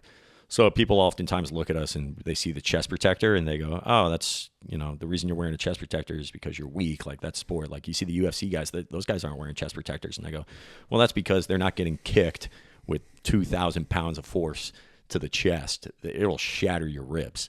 So that's why. What makes a Taekwondo kick harder than like a Muay Thai kick or? Straight up mechanics. It's the technique of the kick is I was talking about the other night. It's like pulling the slingshot back and releasing the slingshot. So you learn how to tension parts of your body as you are kicking, and then you release all that tension with torque, and it just means your leg is like. So what's a Muay Thai? What's a Taekwondo stance? Like where are your feet? If I'm just trying to visualize this. You are. So the normal distance is a little bit further than you and I are sitting right now. Okay. Is the normal distance you're fighting at, because your punches really don't matter as much as your legs do. Your legs are longer. And so when you're standing, is your hips squared off at your opponent? So your hips are to the side. Yeah, you're basically like the way you are sitting right now. If I was parallel to you with my chest, okay, that's what we would call open stance. And then the same thing, I would turn the opposite direction. We call that closed stance. So in like a Muay Thai stance, I'm sideways. I'm not squared up like a boxer is. Okay, I'm sideways. Because like when you practice Muay Thai, you're kind of a little bit more squared off. Yep. Because you're worried about the kicks to the head, like everything with you bringing up the knee blocks. But Muay Thai, it's like way more just hammering these fast, hard kicks, and you can kick to the head, the body, the legs. Yeah, Muay Thai. Yeah. Okay. So I'm sorry. Taekwondo. No. So you're not supposed to kick to the leg. Okay. But we would do these things called cut kicks where. You would lead with your front leg, kind of like a jab. Okay. But it was like, it's actually, actually more like, you ever heard boxers, they do a thing called thumbing? Yep. Where they just kind of put their hand out there. Find the distance. It was kind of the same thing. So you would just kind of put your leg out in front. And if a guy tried to counter kick you, you would actually kick them in the hip, top part of their leg. And you would basically just cut, that's why we called it a cut kick. You would cut their leg down as kind of a way of preventing them from kicking. And the harder you cut kicked guys, you would leave some pretty gnarly welts in their legs. Bro, I see like these fights, whether it's the Muay Thai fights on YouTube, the UFC fights. I've never really watched too much Taekwondo fights, but like nobody does. The fact that they fucking are blocking those kicks with their shins and legs, that's got to be so painful, dude. Yeah, the shins are no joke. Oh my gosh! Do you see those? And I got the soccer. Like soccer players, so they have like their bone thicker in some places than other because of that. We had the same thing. So there are parts of if you like run your hands down my shin bone, you'll find like chunks that are thicker than other chunks just because I've had my legs dinged up so much. So your goal was to try to make the Olympics for taekwondo. Yes. And what happened with that? So part of this is a politics thing. Every 4 years, and to be honest with you, I don't follow the sport as much now, so I don't know if it's still this way. But at the time, there were 8 weight classes. There were 4 female weight classes and 4 male weight classes. Every country could try to qualify 4 of those 8. So they had to pick 2 female and 2 male weight classes that they were going to go all in on and say, okay, the U.S. is doing these 2 weight classes. The weight class that they ended up selecting for the 2008 Olympics was a weight class heavier than mine. So they chose featherweight, which was 147, and they chose welterweight, which I believe was 180, but don't quote me on that. I was a fin weight, and they combined fin weight and flyweight for the Olympics. So my fin weight class was 119, and the flyweight weight class was 127. So I was totally content fighting in the 127 weight class. How old were you at this time? I was, so when the Olympic qualifications were going on, I would have been 16 to 17. 16, 17, 127. Okay. That was what you wanted to fight. I wanted to fight in the 127 for the Olympics. But at the time, I was fighting 119s. And then when word came out that they were selecting the heavier weight class, I could have tried to fight at 147, but I would have gotten hurt. Because the guys, as you know, because you cut weight. Those guys like what 160, 170. Bingo. So they're like, so the guys that are fighting featherweight yeah. would have been 160 pounds. And there I am, a 16-year-old kid who weighs 125 pounds fighting these guys who weigh 160 pounds, grown men. It would not have gone well for me. So how were you like ranking up in those tournaments before? So I it's kind of weird because, you know, I can't claim the same stuff that a lot of those guys who were making the national team every year can claim. But I went to national championships one year and I took 3rd place. That was the highest I got. I fought at U.S. Open one year where I came out 5th. Made it to the quarterfinals and then lost in the quarterfinals. So 5th to 8th in that range. And that's a cool one because U.S. Open is international. So that was a tournament where when I lost in the quarterfinals, I actually lost to the 3-time European champion. He was a German fighter named Sergei Kohl. And I remember the fight distinctly because he was balding. And I went into the fight, a cocky kid, where I was like, look at this guy. He's shorter than me. He's kind of pudgy. He's balding. I'm going to beat this guy. And I had no idea who he was. And I was like, I'm just going to beat up on this old man. And he kicked my ass. And after the fight was done, I went back, and it wasn't my coach. It wasn't Barb Kunkel who was coaching me at the time. It was another coach that we had from the state of Colorado. And as soon as I came back, he looked at me and goes, yeah, that guy was the European champion for like 4 years running. He was a no shitter. Sorry, dude. We didn't want to tell you that before you got in the ring with him because you go in, you give it your all. We didn't want you to be intimidated, but he said, bro, here's the thing. Hold those your guys, head high because you just got your ass kicked by one of the best guys in the world. That's what I'm saying. Those elite guys, they're just so confident about themselves. They just are like, you can't tell by looking at them because they're just so relaxed. Oh yeah. They're just regular guys, man. I'll tell you this. I wrestled in high school. And my wrestling partner, I think my senior year, I went 189. I probably could have gone to 171. Yeah. But the guy at 171 was an All-American in high school. He took 7th place at nationals, the national competition. He went on to wrestle at Roger Williams, Division III, and was a collegiate national champion. Okay. His name is David Welch. He's the best athlete I've ever met in my entire fucking life, dude. I was about to say that it could just be placebo, but that name sounds familiar. Bro, dude, like he's probably way well known and very prominent. I mean, I never beat the guy once. I mean, talk about just working with like an elite, incredible fucking athlete. And like those guys are different, bro. There's mentally and physically something different. And it's cool, man. I like being around that. I like working out with. I was never upset by it. But it's like to get to that level is just, it's like you have to sacrifice so fucking much, dude. Oh yeah. And it's something I would like. I wish I could go back and fucking, I don't know. Maybe challenge him at 171. No, not that. But it's like I wish like I don't think I really accomplished much in athletics in my life. But it's like that competitiveness, like you still have that. You might not have had the mental discipline or, you know, the training or the diet or the workout or the coaching, but it's like, I think it's really good to keep that competitive spirit and mindset as you get older, because you can transfer that shit to business, or you in the fucking military, or like if you want to start a bar, your own business, it's like that could, like, always stay competitive and keep that mental. Just because you're smaller or weaker, you didn't win. I think that's really, those are lessons you can build on in life. Yeah. So one thing, you know, you asked, you know, how I ranked up in those competitions. If I look back and say, what's the one thing I'm more proud of, me fighting in taekwondo than anything else? It's really easy to like look at one tournament where you could say like, okay, yeah, I was a bronze medalist at the national championships in 2007. That's not my highest achievement.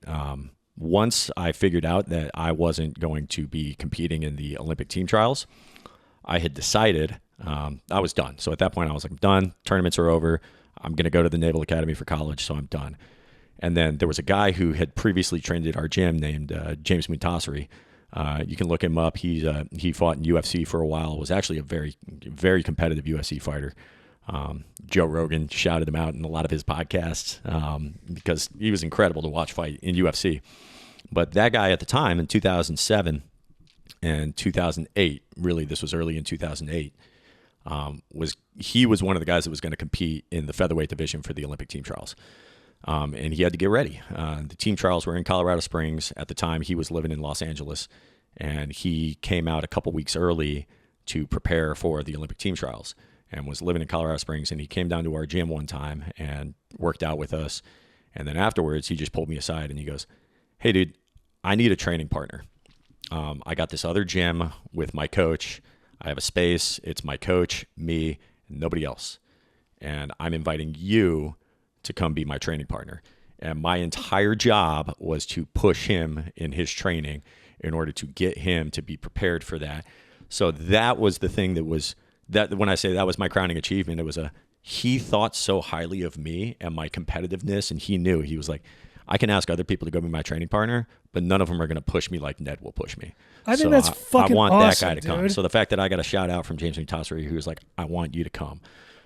Work out with me and train with me because I know you're going to help me prepare for this better than anybody else can. And I was like, that's such an acknowledgement. Yeah, and that's one of those where I was like, thank you. That is thank you. All of the efforts and everything I put in the years. Bro, the reality that was huge to me. The reality is, people, as we get older, like, not everybody gets to be the starting quarterback.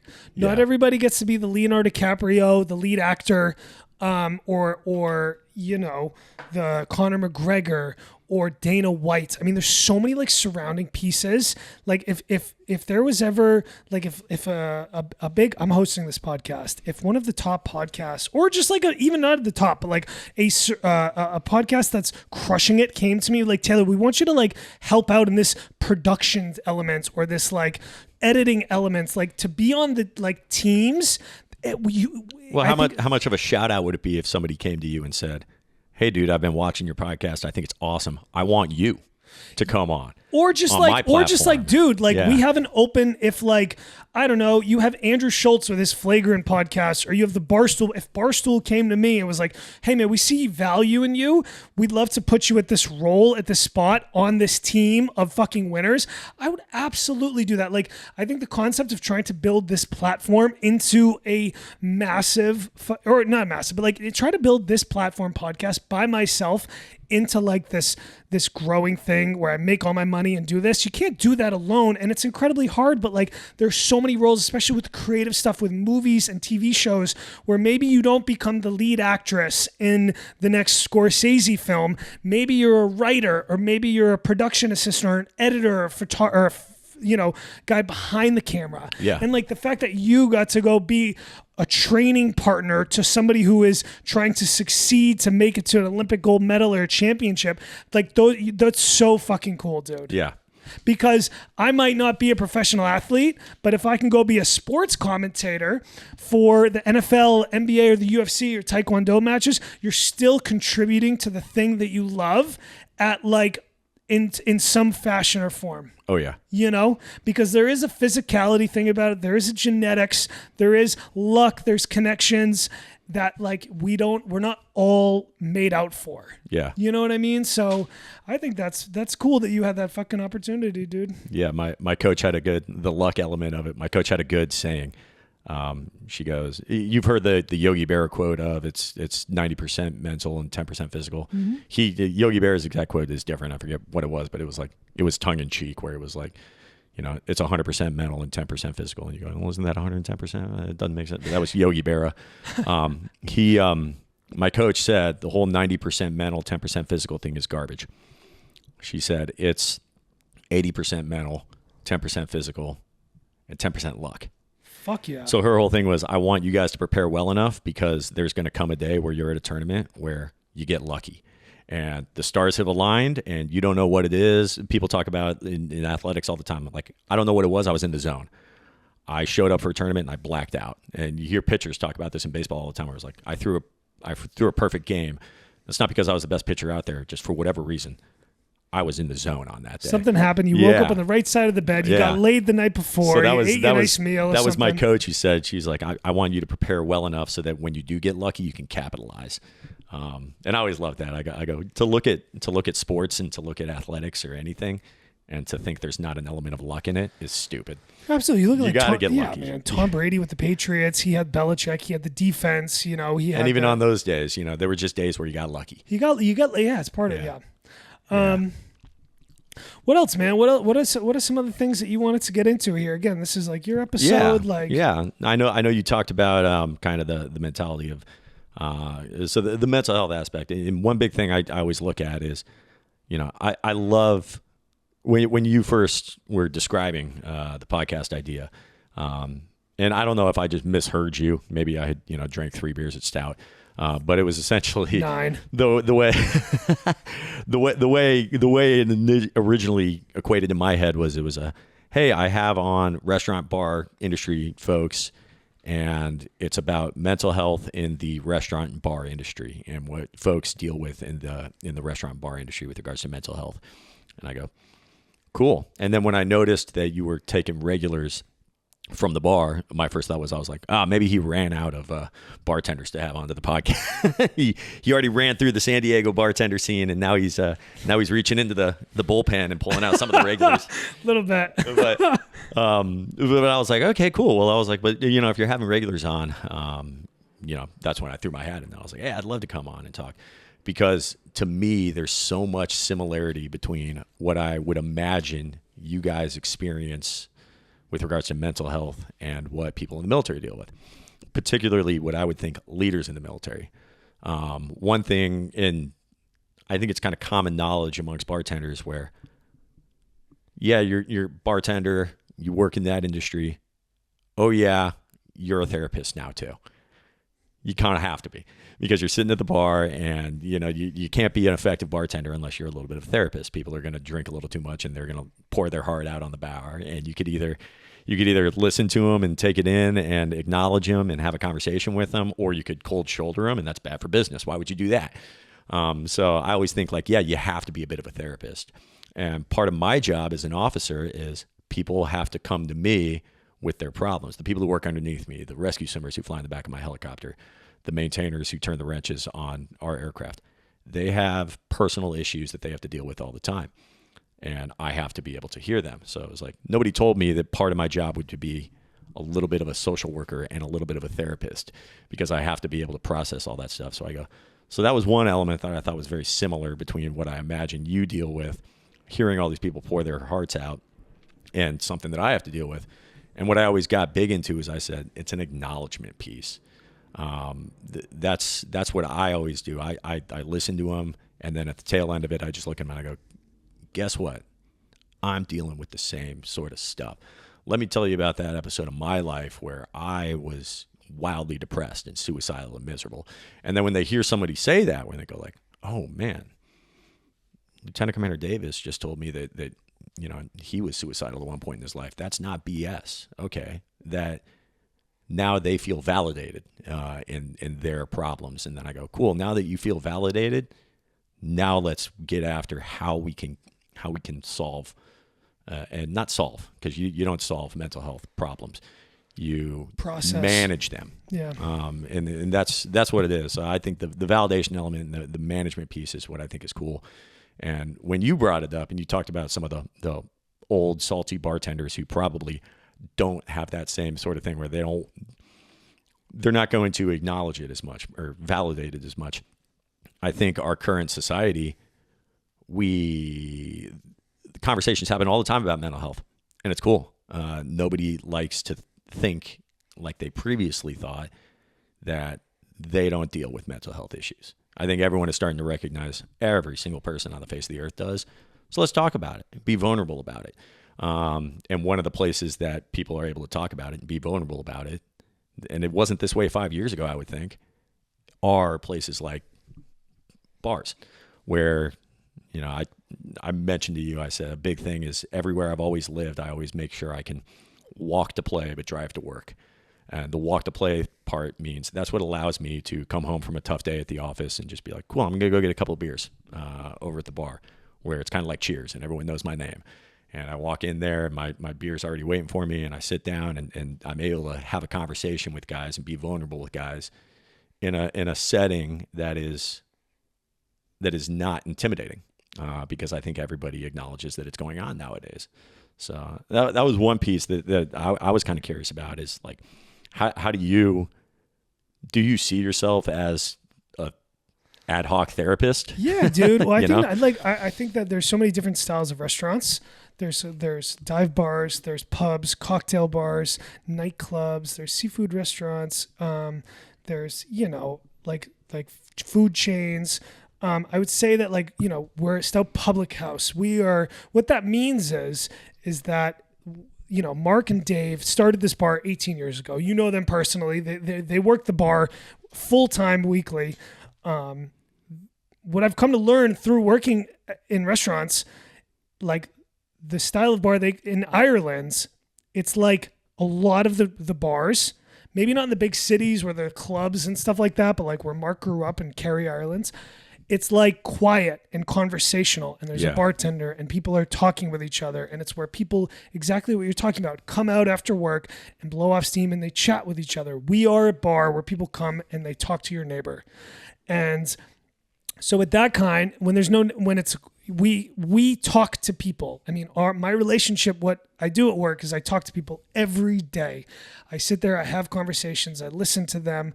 Most of the time I listen, sometimes I talk.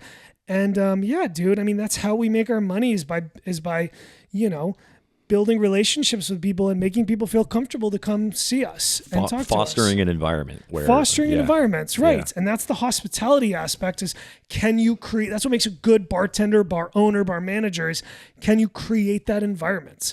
And I think Stout does a really good job. And it started with Mark and Dave, and Adrian's been there for 12 years. And he's a huge fucking element of that bar, presence of that bar.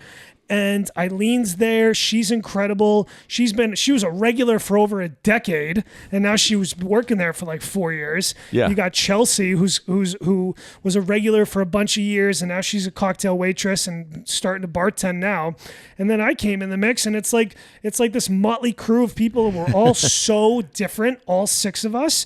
But I think that's good, man. I think it's good to have different variety of people, and I think we do a really good job at a lot of these bars. There's a lot of like ego, and there's conflict, and there's drama, and like we do a really good job at checking that shit at the door. Yeah. And saying, look, we're all here to work and make money and work as a team and work hard and listen and like create a good environments, man. I think that's why it's a successful bar. Yeah. And why we connect with people, and why I'm able to do a podcast like this is because we have built those relationships with people where we say, hey, I do see you. I respect you. I don't care if you are you who works in the Navy, or if you are a bartender who is part of the LGBTQ community, or if you are a bartender, or if you're a nurse, or you know what I mean? And it's like, it takes years to kind of understand these things. And everyone I work with knows way more than I do, but like, it's something that it's an acquired thing. You can't buy with the product of what Stout Public House is. Yeah. That's like years earned and given. And it's like, I'm grateful that I get to work alongside these veterans, you know, because yeah, people do try to replicate Irish bars and they try to replicate neighborhood spots. Sometimes it works and sometimes it doesn't. And like when you do look at the landscape of restaurants in San Diego, small businesses, it feels like every 2 weeks there's a bar that's selling and going out of business. And these guys have been able to keep this place going for 18 years. Yeah. So it's cool, man. I think an element of it is it's also very niche. And I think like, I get the impression, and I could be, I'm from the outsider in, I never get the impression that they're trying to like run out the competition and create Stout Public House to be like the number one Irish bar in all of downtown San Diego. It's one of those like, hey, we want to exist and we want to be successful. And they are. And you guys are. So it's like the status quo is pretty freaking good.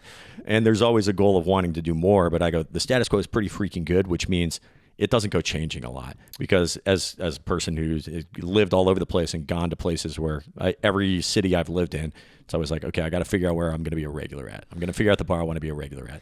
And the only thing that ruins that is when those places go changing.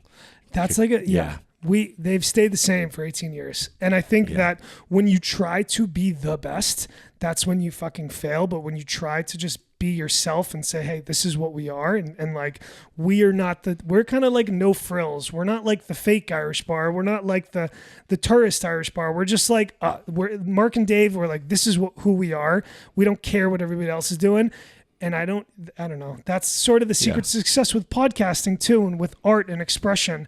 And it's like, I think when you be yourself for a long period of time, and sort of like, that's how you can figure it out. I was crazy intimidated by Stout when I first moved to San Diego. Really? Why was that? I was 24 years old in 2014, and I was living in Cortez Hill, up the hill from Stout. It was actually very close. And I think I was just looking at different bars. I was okay, Friday night, where am I going to go have a beer tonight? And rolled down to Stout once, and I felt like the kid. It happened one time when I was in Whistler, British Columbia too.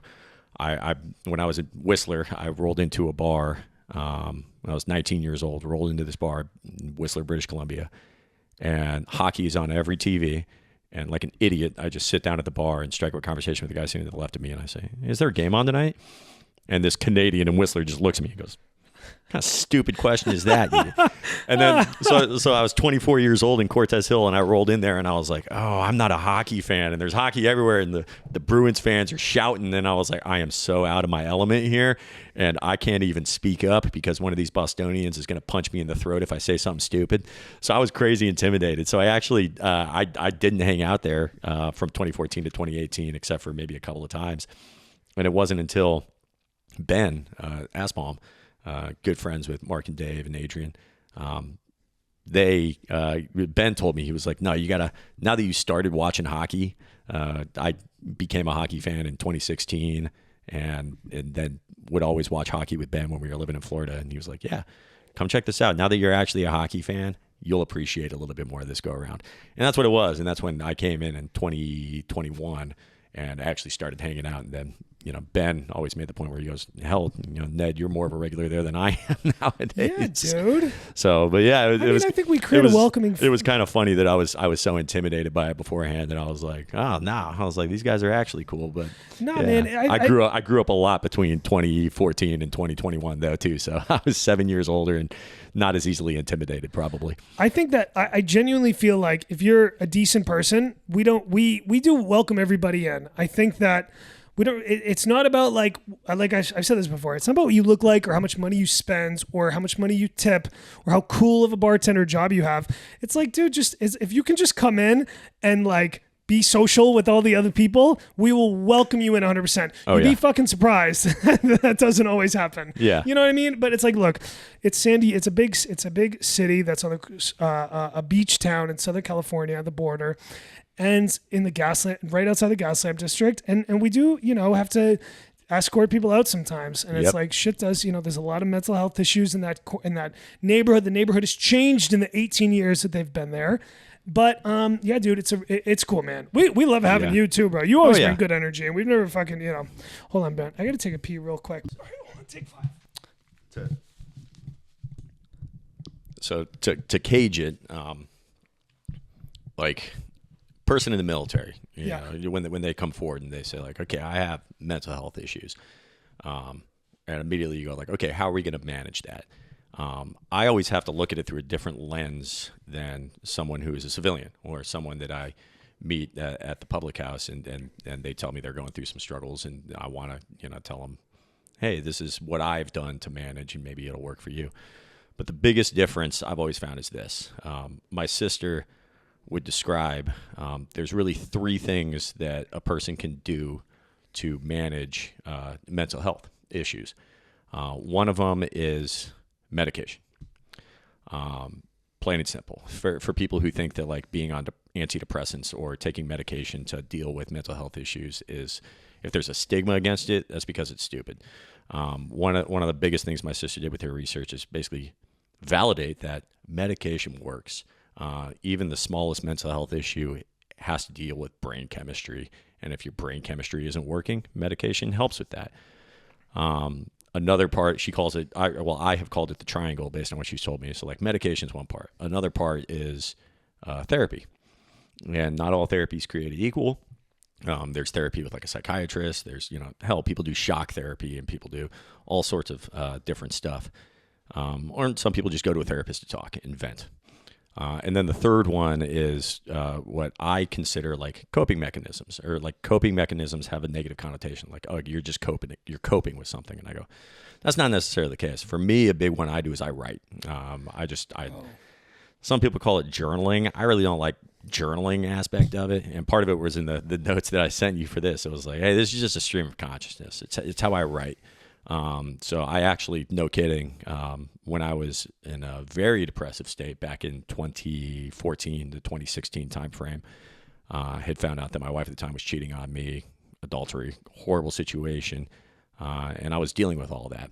And he goes, okay, well, how do you deal with that? Big thing I did, I started writing a novel.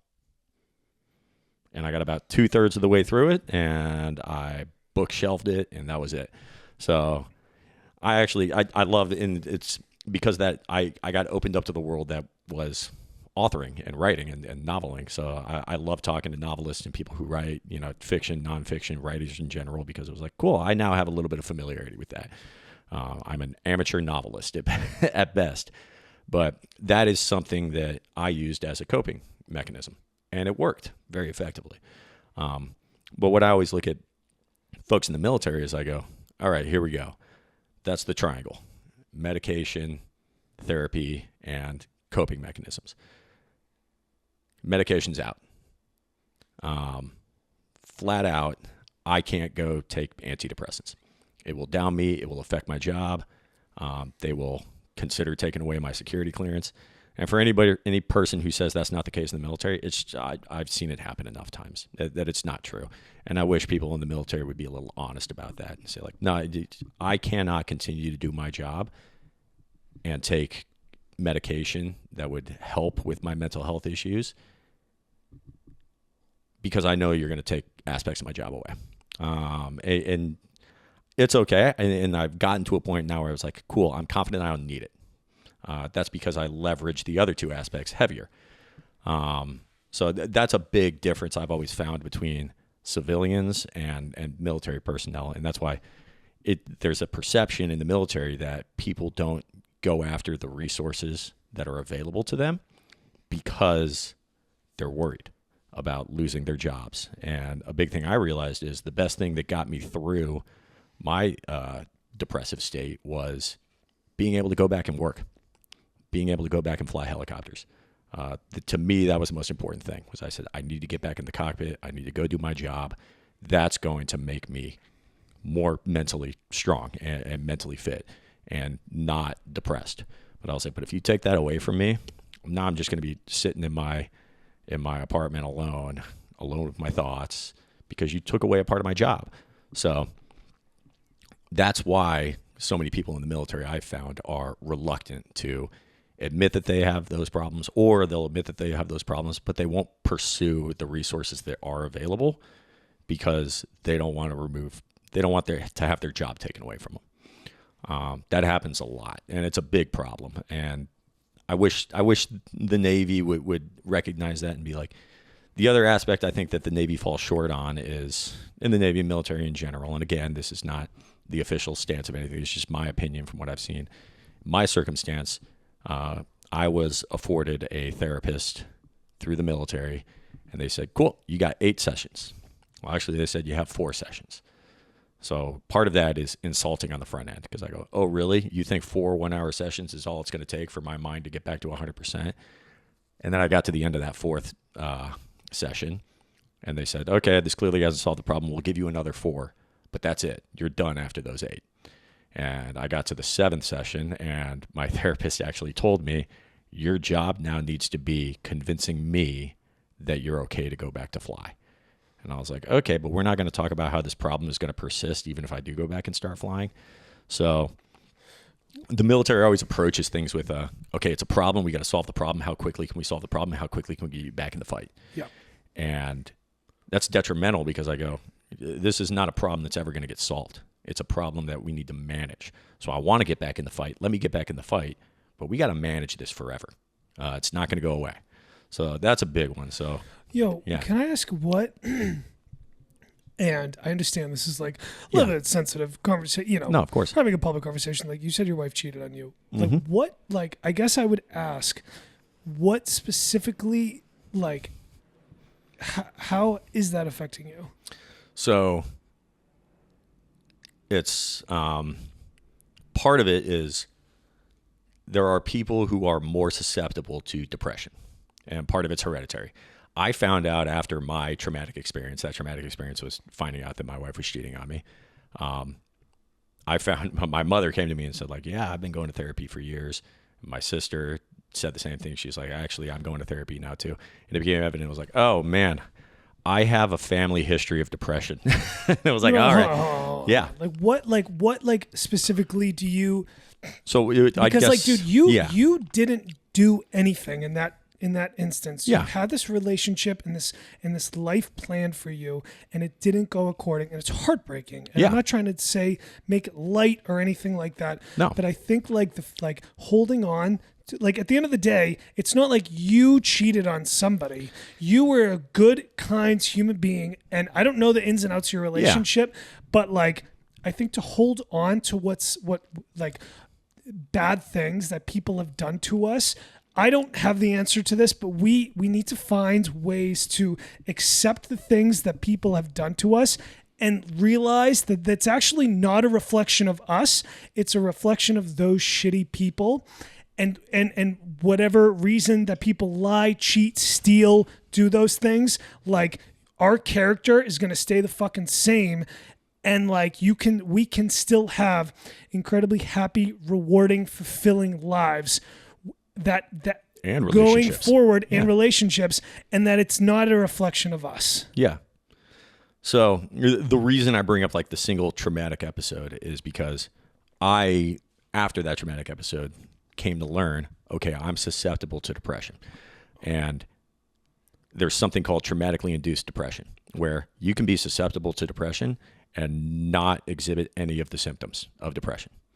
Live a totally normal life because nothing traumatic triggered it. So that was one where overnight I went and boom, and I kind of thought, I was like, I know it's not the cheating thing, but I was like, but I'm feeling depressed. And it wasn't only the cheating thing. That was, in essence, the straw that broke the camel's back. And then boom, after that, it goes, cool, I can ignore that episode, or I can deal with that episode and put that episode in the rearview mirror, not hold on to it. Oh, but yeah, that brought up the depression. And now so I have to manage the depression that I am just susceptible to, regardless of whether or not I hold on to that episode. It's just that it broke the levee, so to say. So because it broke the levee, it was like, okay, well, now I just deal with it. And I have to manage my depression. And my depression nowadays has nothing to do with my ex-wife cheating on me. That's in the past. I think me sitting here and saying, don't think about pink elephants. You're going to fucking think about pink elephants, right? So for me to sit here and just to tell you, don't think about that, it's like fucking counterproductive. Well, I don't hold on to it, and that's what I mean. Like, I think, like, dude, I've had to deal with that. Exes who have broken up with me and shit like that, like, it makes it kind of like go, oh wow, I'm a fucking loser because that woman who I cared for found somebody who she values way more than me, therefore I'm lower. But it's like, I do kind of look at those women and just realize that, like, dude, I don't know about you. I fucking love me. And I'm not perfect. I have so many flaws. I have so many things I'm not good at.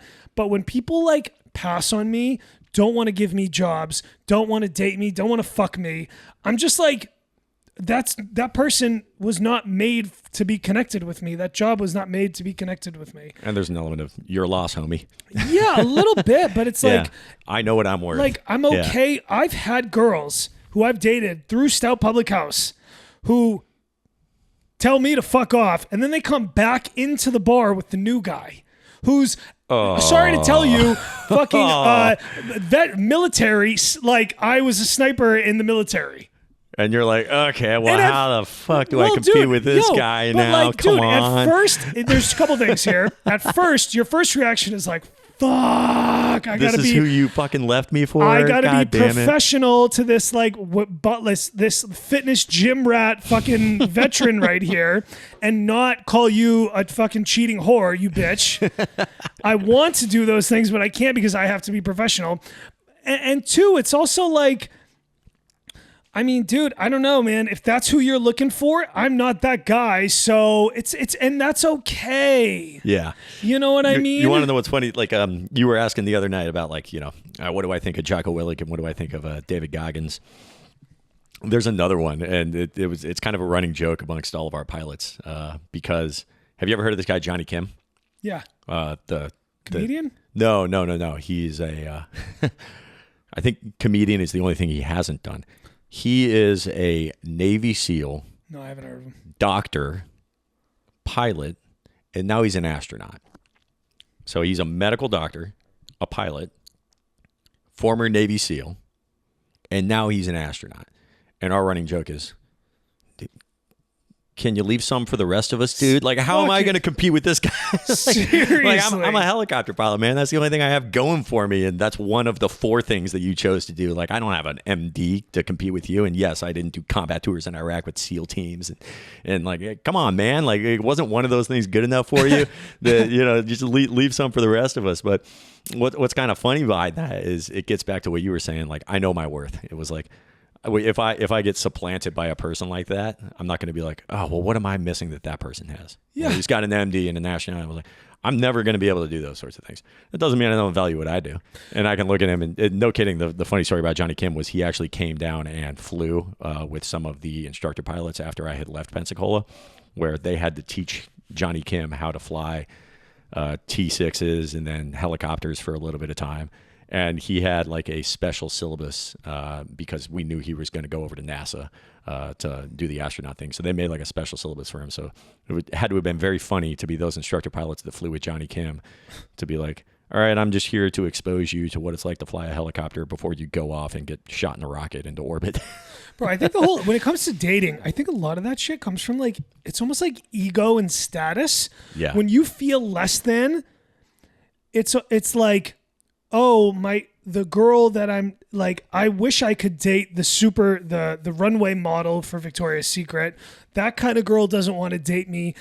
My options are only, you know, a nurse or a bartender or something like that. I feel like what all these other guys, successful, wealthy, fit dudes I see, these other Navy guys who are dating those fucking smoke show 10s, my value isn't... But I don't know, dude. I think like through we're talking about the creativity and expression stuff.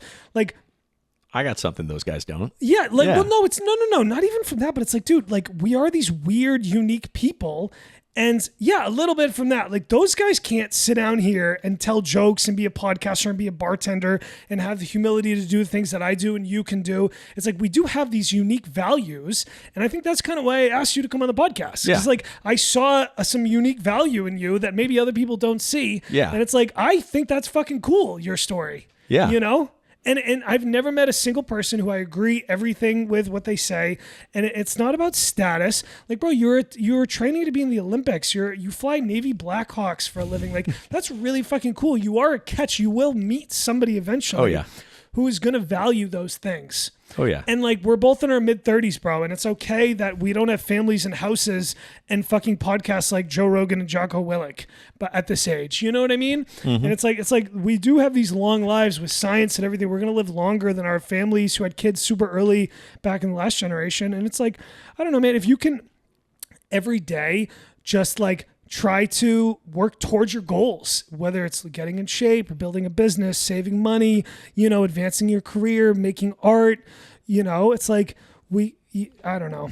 No, yeah, that makes total sense. And that is, you have a lot going for you, Ned. You're going to meet a fucking good girl. Oh, bro. I know. I'm not You worried are about going to that. meet a good girl. You know. So, Hell, anyways. and today in the current, and you know, in We all date whores, bro. We all date whores. July 20th, you know, I am dating an incredible woman, and you know, we'll see where it goes. Yeah. But yeah, no, it's Everyone makes mistakes in the dating life. I've dated girls. I'm like, what was I fucking thinking? And, oh, I know. It was actually a conversation that, you know, because invariably when you're dating a girl, the conversation will come up about your exes at some point. You're like, okay, who was your ex? Who were my exes? Because it's part of your life, and you don't want that shit to come up 6 months, a year into dating someone. You know, you'd much rather, you know, you gotta get those things out unpack early, that barrel you of know? monkeys to make sure that there's nothing there. But like a lot of my exes, it's kind of funny. You talk to Ben, you talk to Brianna. They'll be like, oh yeah, Ned, he dated some girls that were just walking red flags, just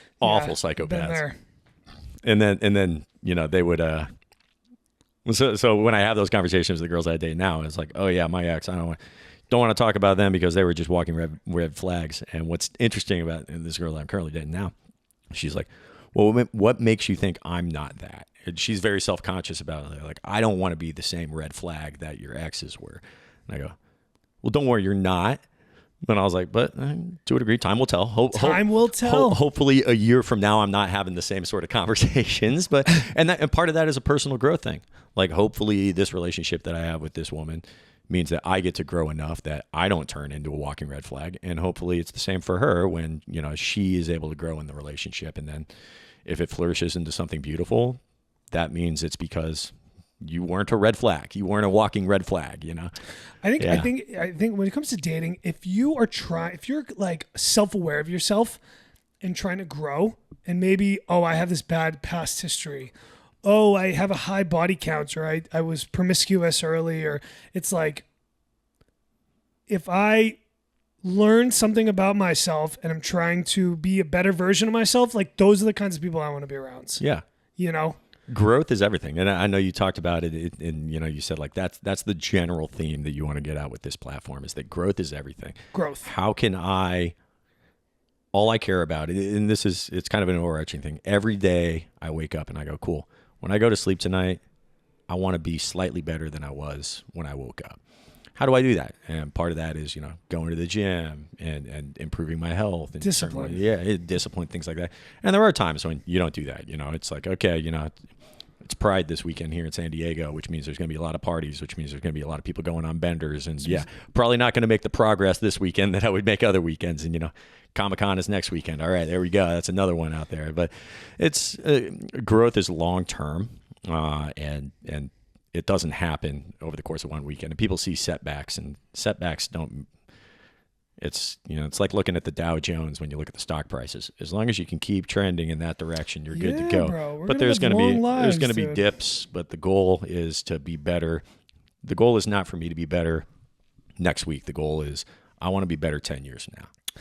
And it's just it's like, yo, what we were talking about earlier about Stout in the podcast, it's like being and it's challenging to be yourself. If you can go out and be authentically yourself every day without saying some dumb shit at work and getting fired on a podcast with one of your customers while wearing your bar's name on your shirt, fucking. It's a good, it's a good platform. Do the guys at Stout Public House, like, I get the impression they encourage you to do this. What? I mean, I haven't said anything yet that makes the bar look bad. And it's to a degree, it's one cool thing about your podcast right now is it's not, you know, we don't have to pause every 10 minutes to do a read in, you know. I mean, that's hopefully we get to that one day, you know. But I'd like to think I'm making the bar look good. I'd like to think I'm balancing free speech and bartending. I'm playing a thin line well. There's a decent amount of there's a good amount of positive marketing that I think everybody comes on, and it's part of, by opening the podcast up to regulars that hang out at Stout, you've kind of opened that up where it was like, there's going to be people who come in and brag about the bar, and that is where you work. So it was like, cool, we're going to come in and we're going to talk about how cool it is. It's great marketing, if nothing else. Yeah, it's like, hopefully. it's great marketing, and we'll encourage some people to be like, oh, okay, I've seen enough of these Wellness on the Rocks episodes to know that a lot of people go hang out at this place and they all have good things to say about it. Maybe I want to go check it out a little bit. So there is a, Deadass, they're probably getting a good amount, Mark and Dave are getting a good amount of free marketing out of this, as long as you keep it good, I would just, it's such an interesting time for like free speech and expression on so many different levels in America. And I have a job that kind of curbs that a little bit, because like I always talk about, a good bartender is a listener.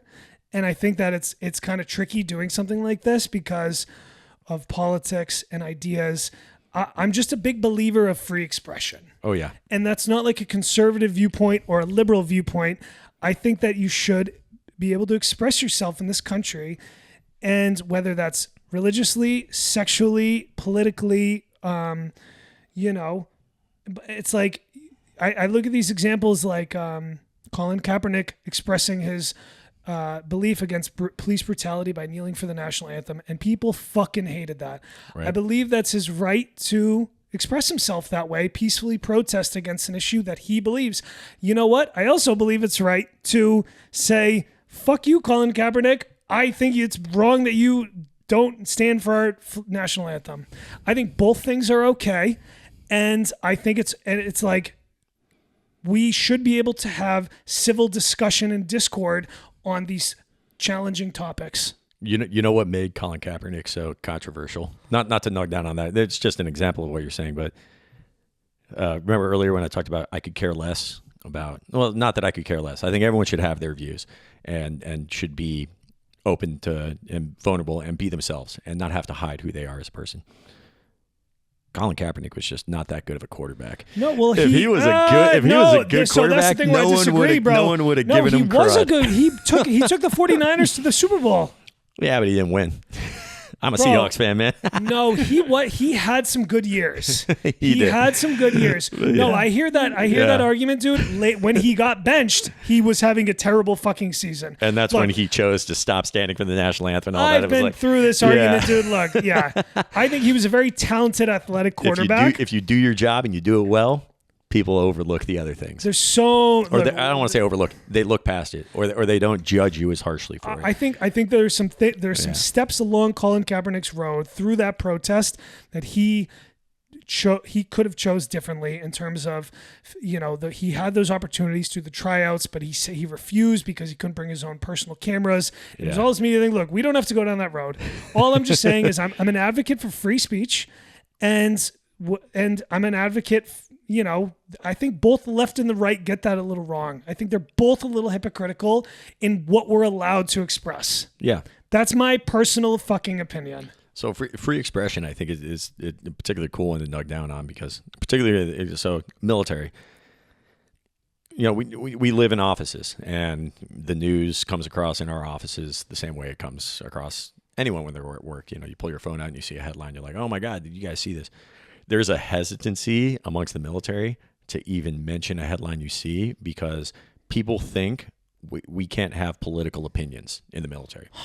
Because we can't have political opinions in the military. We just cannot claim or give the impression to anybody that my political opinion is the official stance of the U.S. Navy. That's how I feel about the bar. I can't be a representative of the U.S. Navy when I express my political opinion.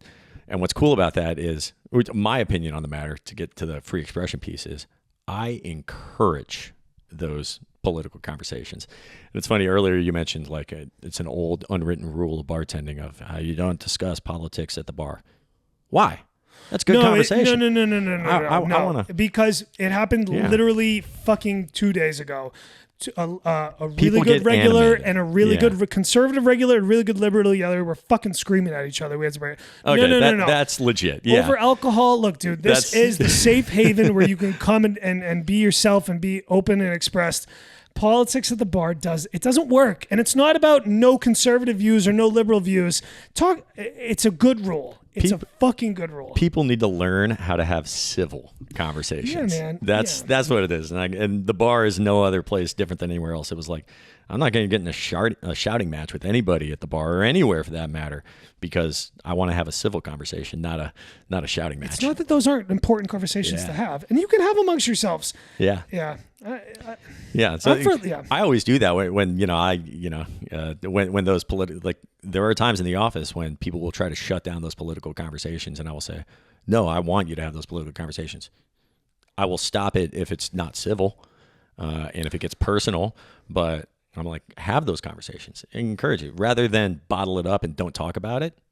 Have those civil conversations. 100%, man. I think conflict is good. To me, that is free expression, is being able to have a civil conversation. I think conflict is good. I think we need to learn how to work through conflict, and we need to learn how to communicate with each other better with people who disagree with our point of views. 100%. 100%. I lived in Florida for 2.5 years. You want to talk about a conservative hotbed? Oh my God, that place was so right-winged that I frustrated people that I would have conversations with at my own version of Stout Public House in Pensacola when I lived in Florida. I would have those conversations, but I could always tell I made people angry because I was civil. They wanted me. Very true. They wanted me to get animated, and they wanted me to be you're the liberal that's having this conversation. What do you think about this? What do you think about this? And I would just be very calm, and I would say, here's my opinion on the matter. Here's why I think you're wrong. Here's what I think you should consider. And it would infuriate them. 100%. Yeah, but no, you're so right. But you know what that's a reflection of? That's a reflection of like an immature, emotionally lack of intelligence human. Yeah. When you're just saying shit to get the other person mad, when that's your only fucking jab, it's like, yeah, bro. And that's what maturity is being able to take what nonsense, and that's what makes a good bartender. So I hear that all the fucking time, bro.